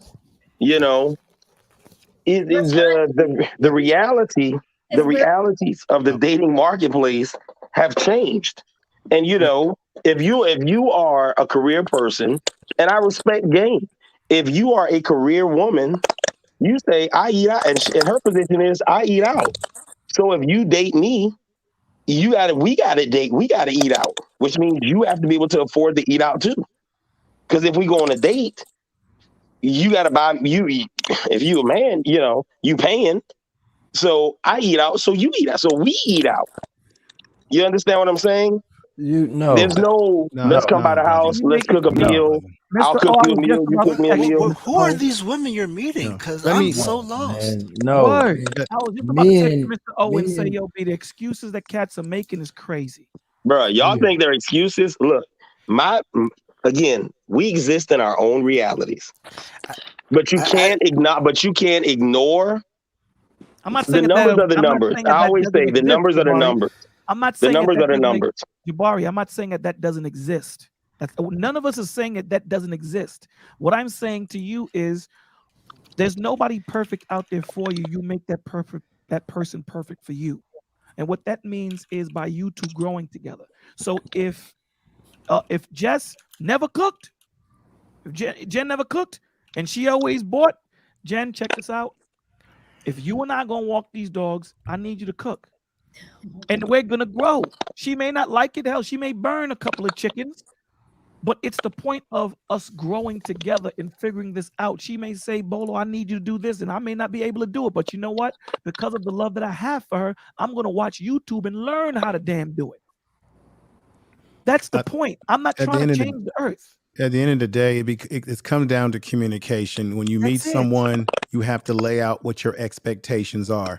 Let me tell you what's really screwed up the game. Because I'm old enough to remember growing up when there was no Instagram, Twitter. Social media has really messed up the dating game. I agree. Because I remember back in the day Yeah. that you had to have a confidence as a man to be able to step up to a female, shoot your shot. And sometimes that woman would turn you down, even in front of your boys, and you would have to deal with that loss for the day. A lot of these guys, some of the younger guys growing up today, have been raised on this participation trophy stuff where you get whatever you expect to get. I grew up at a time when when you played ball and you didn't play good, the coaches wasn't buying you no pizza. You wasn't getting nothing. And you so, running hell, we laps. got kids growing up in school today where they don't even play dodgeball anymore. Everybody is trying to It'll hurt insulate their and protect feelings. people. And it rolls off into dating where people hide behind their computers, swapping left, swiping right, trying to find somebody. And then all the communication is through these machines that we have in our hands. No ability, no interpersonal skills to understand how to communicate with women and women with men. And it comes down to that communication, just like Rolla was saying, where you get to know the person and then you lay out on your cards. Before you get married, for example, you should lay out, hey, do you want kids? Because I want kids. No, I don't want kids. You know, you find out, can that woman cook? Can that man cook? What are their skill sets? And if their skill sets are not equally yoked with you, then you got to make a decision. But I think a lot of this, Jen, has to do with maturity. Sometimes it takes men and women, but I'm talking about men right now. Men, it takes us a time to sometimes evolve and get out of the stage of I'm just out here to have a good time with women, right? And you get to a point in your maturity as a man where sex isn't the most important thing to you. It is important, but the way you look at women in relationships is different. And a lot of you brothers out here that are younger, when you get in my age bracket and you've lived some life and you've had your fun, sex don't become the most important thing. It's one of them, but it's not the most top of your ladder when you're looking for a mate in your later years or at your level of maturity, wherever you are. And it's just where you are. But I think this social media has really screwed up our sense of what it is to get to know someone in the dating. It has made it convoluted. Everybody can have access to anybody by swiping, getting on these social media. And you're right.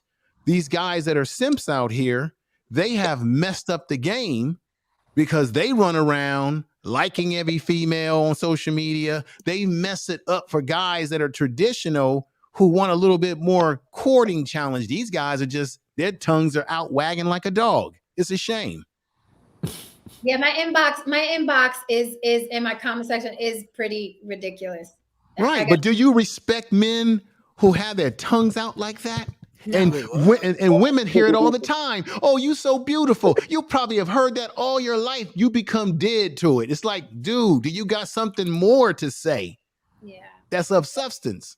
It's pretty ridiculous. It becomes background noise after a while. And it's kind of like you don't even listen to any individual anymore. So you're right. Do you also think that social media is making men effeminate, or has that always been some sort of underlying tone and social media is exposing it? Like, do you also think social media is I responsible? think it has neutered some men. I believe that men who do have a certain level of confidence about themselves, we can rise above all the bullshit. But if you already are a guy that doesn't have much confidence, it kind of insulates you, it kind of help protects you, but it weakens you in the long run. For example, like I said before, interpersonal skills are at an all-time low. Most of us, I'll see young kids all the time, or young people, and they got their heads in their cell phones, or they're writing with these text messages acronyms. So their English and their proficiency in all those areas is lacking in the interpersonal skills. It's a big problem. And it seems like everybody, like I said, they like running to your DMs, and they want to show they got a lot of courage in the DMs, but then outside of that, they don't have the same courage to be able to understand how to talk to a woman, how to court a woman, how to carry yourself as a man, your energy, the unknown quantities and qualities that a man should have and possess. It's tough, especially if you didn't have other men to guide you through their examples. It's really tough. I think it's really tough. I think personally, I would have a hard time if I grew up in this generation with the way dating is right now. I think personally, I would have a hard time. And it's even hard for That's all I'm me saying, though, as brother. an OG. It's even hard for me because you got older women. I'm just keeping it real here. There's some older women who are adapting some of this bullshit. A lot of So it them. makes it difficult for OGs like myself to say, wait a minute, what the hell's happening? So it's challenging, but I work through it. Let me address that because I'm a woman and I'm going to co-sign you. There is an interesting FOMO that's going on, fear of missing out, where I'm seeing women my age acting and trying to relate to the 20-year-olds. I think before social media, it was like, there was a pecking order. The teenagers didn't listen to the 20-something years old, and then Right. 30, and then the older women were kind of like the matriarchs and the guides. Whether or not the younger women listened or not at the time, we always had a different standard because we've been through something and, we know more. But now I'm seeing women who are in their 40s and 50s with their tongues hanging out, dancing to Cardi B and twerking and, reciting her lyrics. And I'm like, so now there's no hierarchy. There's no guys, there's no anything. And I think that's been also pretty pathetic. It's like every generation is supposed to have their own swag, right? And their own wisdom. Right. Absolutely right. I have seen women who are buying into this now and wanting to be like the teenagers and the 20-year-olds and the 30-year-olds. And I Men don't do the mean same that. thing, Jen. Like, if you're But those old, same women, Well- when I grew up back in the 80s, the early 90s, when we had the whole gangster rap and we had black women in particular, women were saying, hey, don't be calling me no B, don't be calling me this. I'm seeing these same women that are celebrating the Cardi B's and the Meg Thee Stallions, who I'm just going to say this personally, I think they're taking women in the rap game backwards because we're supposed to progress from that. Now they're going backwards and putting their sexuality at Front Street. And of course, the beta males out there are eating on that as red meat.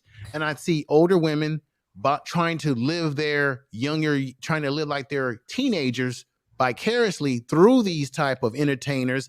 And I think it's a sad commentary because it's making women go backwards in their involvement from just being this sexual object. Now women are volunteering to exploit themselves. I know that they want to get that money, that bag. I can't. I'm going to agree. I'm going to give a very distinct example.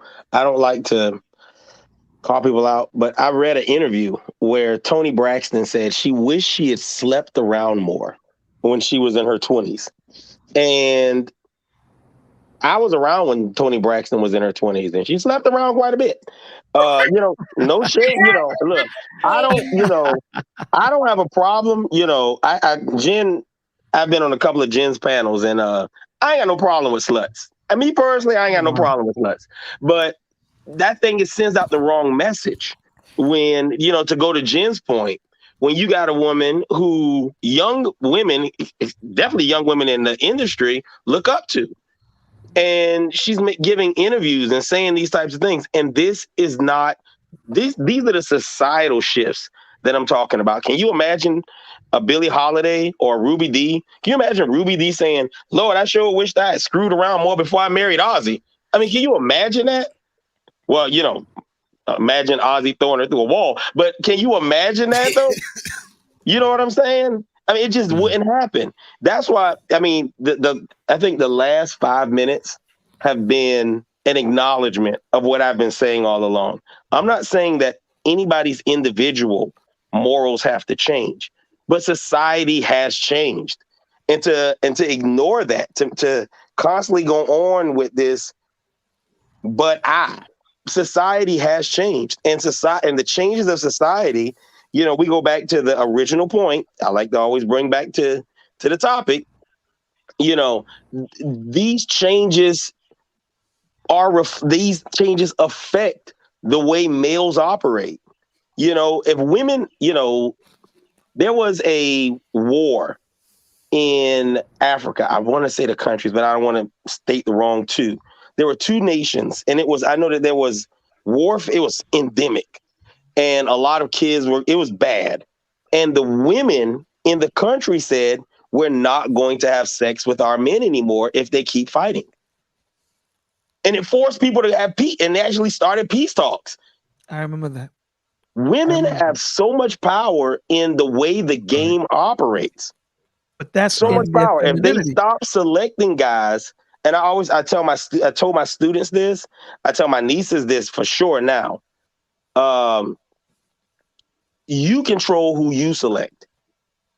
You control who you select. Because the funny thing about the marketplace as it is today, women still choose. Everything a guy does is to impress a woman or to get a woman. We used to have this joke, and I'm gonna get off. I'm gonna say this, and I'm gonna get off. We used to say men are always in a quest for peace, a piece of ass. Every road a man can take is to impress a woman. Whether you work out. Why do you work out? So you can get a nice body. Why? Because women like men with muscles. You study hard. Why do you study hard? So you can make good grades. Why? So you can get a good job. Why? So you can make a lot of money. Why? Because women like men with money. You become a drug dealer. Put your life in danger. Sell drugs. Poison your community. Why? So that you can make money. Buy flashy things. Why? Because women like the shinies. Women like money. Every decision a man makes is to impress a woman. So we go back to select the right men. I tell the women that all the time. Select the right men. Select the man. And the man has to select the right woman. And the man, and here's the funny thing, even the biggest dog, he recognizes a good girl. The most womanizing man recognizes a good girl. He recognizes a good girl, and no matter how bad, because I have friends that were, I was in the military for a while. I have friends that were, but they recognize a good girl, and most of them would not treat a good girl the way they would treat somebody else. They just wouldn't, because you just wouldn't. It's a part of the, it's like G code. It's a part of the game. You try to put that good girl on the shelf so that when you finish running the table, you can wipe her up. But we recognize the good girl. Yeah, but then we want to play with the slut, but we want to wipe up the good girl. But you want to play with the slut. I wanted to respond to. I'm sorry, gentlemen. I wanted to respond to Terry real quick. She says, "I love to see women celebrating, regardless of age." Though I absolutely do too. I let Betty White, whatever. What I was specifically talking about is that these young women have no guides anymore. If the 50-year-old and a 60-year-old and a 70-year-old is twerking the Cardi B, and so is the 16-year-old, then where are we going to end up? So I didn't mean that you should stop being sexy or celebrating at an old age. I'm saying, where are we going to end up if grandma is twerking in a thong with the 16-year-old because it looks good on TikTok, right? So that's what I was specifically saying. But no, women should be celebrated and celebrating their life at every age. With that said, Rashawn, you've been waiting real Are we patiently. all lost? Can you please say something, Rashawn? Yeah, I just wanted to say real quick. I know Mr. O didn't catch what I said the first time, but I'm just think like since I saw Daryl in the room, like you can't stop the rain when it starts to fall. Like society has changed. I thought he was coming up. So once it starts raining, you need to grab an umbrella. Like society has changed. You have to adjust to the factors as they exist. And I'm not saying adjust your values. Where you want to go, you still need to try to go.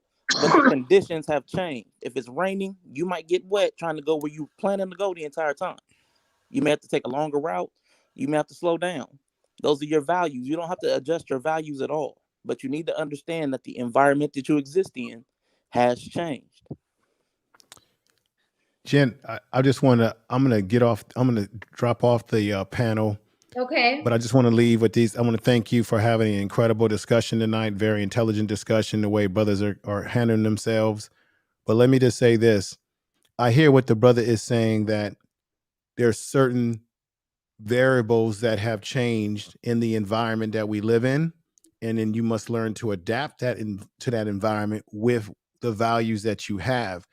I am patient, my brother. That's what it comes down to. As men, we need to develop ability to be patient and gain wisdom and understand that, okay, the environment changed. Like I grew up playing basketball, and what do I have to do as a point guard or a guard? I got to adapt to what's happening on that court and adjust it and make my game, the way I play, still fit into the system that my coach has implemented, and use my talents, whether it's my speed, my agility, my defensive skills, my shooting skills. Them skills still remain the same. And no matter how things are changing in the dating game and out in the world, I still am blessed with certain skills to first know how to communicate with a female or woman, how to take my time like wine, understand the female nature, understand who I am as a man, and ask questions so that you now know that even if the game is changed, I'm still going to bring my talents there to make sure that it's going to work and fit for me. So if I take that time and that woman doesn't fit what I'm looking for, then I move forward and don't waste her time and don't waste my time, no matter what the change in, because at the end of the day, we said it earlier, no matter how independent women get or how much money they make, at the end of the day, and Jen, you said it, you still want a masculine man in your household. No matter how much money you make, how things change, you still want that. So at the end of the day, we are still at our basic primary level as people, as humans, that we want someone to fit what it makes us feel comfortable. I, as a man, want a feminine woman. So therefore, that's what I'll seek when I put myself out there. Thank you, Jen. This has been a great build you got over here. I really appreciate it. Got to get you on my channel too, sister. I got to get out of here, so I want to say something before I go. But I need your information, man. Okay, let's do that. I like Bolo. Where I'm at, Mr. O is just you can I think I got my email tagged in my description or something. Got you. Okay. Mr. O is just living. Mr. O is just living. We got information, man show. I want to say that like the world is forever evolving, man, but like the solution isn't for men to conform. It's for men. We have the ability to reinvent ourselves throughout history, man. We always do that. We get our 20s, our 30s, our 40s. We can continue to reinvent ourselves. We have to implement ourselves and give women a reason to see us for who we are. Like you can't conform to a standard because that's the way it is now. So I got to concede and I got to allow myself to take a lesser role. No, you got to give a woman a reason to see you to see you for what you think that she should be in your life. What I told Jen earlier is that like this modern woman understanding this ideology only exists until a man gives that woman a reason to make her feel like traditional is important to be in his life. We got to be we have to be intentional about our engagement with women that we align ourselves with, man. Right. Shit, Right. doing too much. Right. But, Right. And let me just add this to what the brother is saying. This is another thing that gets lost. Take it how you will. Women control sex. Men, we control who's getting married around this motherfucking. Excuse my he language. went to Jared's. We determine. Isn't that so the slogan? we He went to determine Jared's. whether you're getting married because it's men who make that decision whether they're going to commit to you and bring you down that aisle at the end of the day. He went to Jared's. He still has to go and make that investment and put that car on your finger. He got to get on his knee and spend the money and give you access to half his shit. You can't. Can Listen, she let come me say say that this. on screen? Can, Yes, Miss O, can she come say that on screen? She just said she wants to get married. Can she say that on screen? You trying to get Mr. O in trouble.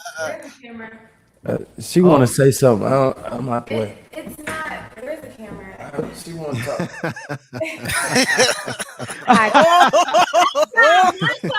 Welcome. It's not necessarily that I just want to say something. It's more so like, yes, I am one of them women that want the traditional thing. I do want to be married. I'm very self-sufficient, very independent, but I do feel that men need to stand for something because it is a bit too easy out here these days. So Thank you so much. The lady has spoken, and your name is? my name is Desiree. Hi, Desiree, and welcome. Thank you for adding that because we didn't have a lot of female input on the panel. We had a lot of it on the chat, so it is good to see you, and you're welcome here at any time. Thank you. I appreciate Let me that. give you a clap there. We go. Peace out. Rock on. Take it easy, bro. All right, brother. All right, Mr. O, I have to get at you on Instagram, brother. Let me say this, right? The one thing that the gentleman said that was so important and paramount was the patience. You know, the most important thing in prayer is waiting for the answer. You know, a lot of us, we don't want to wait for what we need. We want to go out there for what we think we want, right? So the testimony of a true leader is not winning.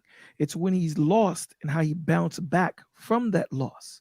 So we have to understand that the work starts within us. So what I mean by that is we have to be malleable. So my goals and my core value may have to be malleable a little bit because women are doing a thing, right? So it's not about her being in the kitchen or anything like that. No. But see, this is the thing. When you have that relationship with your woman, it doesn't matter what environment you're in. The both of you are going to persevere because you already have that plan. It's mapped out. So when we're going to that party where there's nothing but millionaires, we already spoke about who we going to fleece and who we not going to fleece. We had this conversation. We're sticking to the plan, and it's all built on what Jen said. It's built on trust. And this is what we keep losing in this conversation, that I don't care what society brings or where we go. If she trusts me and I trust her, society can't break that bond. The only one that can break that bond is between those two people. And with that, I'm going to say, Jen, thank you so much, man, for allowing me on your panel. I love when I come here. You always put me on the fire. Thank you so much, Jabari, all the brothers, man. This is such a beautiful thing. You know, we have a young lady that has provided us a platform where we can speak as men and speak as women and be adults. And even though we might have differences of opinion, we leave as adults. And again, remember, you know, we may not get it today, right? The Bible says that one man planteth, another man watereth, but it's God that gives the increase. I may say something today and you might get it tomorrow. You might say something to me today and I might say, damn, what he was saying was on point. So sometimes we have to let things marinate. And with that, I'm going to thank you so much for allowing me. I love you. God bless you guys and have a blessed night. Bless you, brother. Most Okay. definitely. Great one, bro. I'll be following your channel, brother. Chat and panel. We've been going for a long time. I want to say thank you immensely. Sorry for the glitch in the beginning with that one character we had who was absolutely horrible. I apologize for that. Could have kept them off the panel as warned, but I like to give everybody a chance. Please, please, please subscribe to On the Block with Jen. Hit the like on your way out. Hit me in the Cash App if you want to buy me a smoothie. Please come back. You're always welcome here. You're welcome to bring your friends. Thank you, everyone who contributed. Rashawn, I'm gonna let you take us out because you're very, very patient. And I'm sorry I didn't, you didn't speak. You got to jump in though. You see how No, this it's all good. No, I wasn't coming in to jump in or take over because I every time I've said something, it's been like pushback, but not against the point I'm actually making. So I mean, because people aren't understanding what I'm saying, I don't want to keep jumping in and having two different arguments. Everybody said what I'm saying. Your values as a man should be the same. Your standards should be the same. That's what I'm saying. But the environment, the outside of yourself, that has changed, and you have to prepare for that. I'm not saying prepare for that by lowering your standards. I'm not saying prepare for that by lowering your values. I'm not saying prepare for that by becoming feminine. I'm not saying prepare for that by just abandoning all logic. I'm not saying any of that. I'm saying, but you need to know what's out there. Knowledge is power. But you yourself need to be steadfast and immovable. So that's all I'm saying. I agree with everything everybody said. But I'm just saying your core values, yes, know who you are. Know exactly what you want. But if you don't know what's out there, you're not going to know where to look for it. Good man. And thank you so much. And I'm mourning the red pill. We're about to eclipse you. These grown, sexy folk that know how to communicate and know accountability, we're about to eclipse you. I don't care how many millions of you are running around. I said it. All right, guys. With that, I shall bid you Take care there. so much. Peace. I know there's so many people that just ran in here right now, but Mama gotta say goodnight. So subscribe to On the Block with Jenny. You'll catch me next time. Love you all. Thank you sincerely for participating. Thank you. Bye. Thank you. Bye.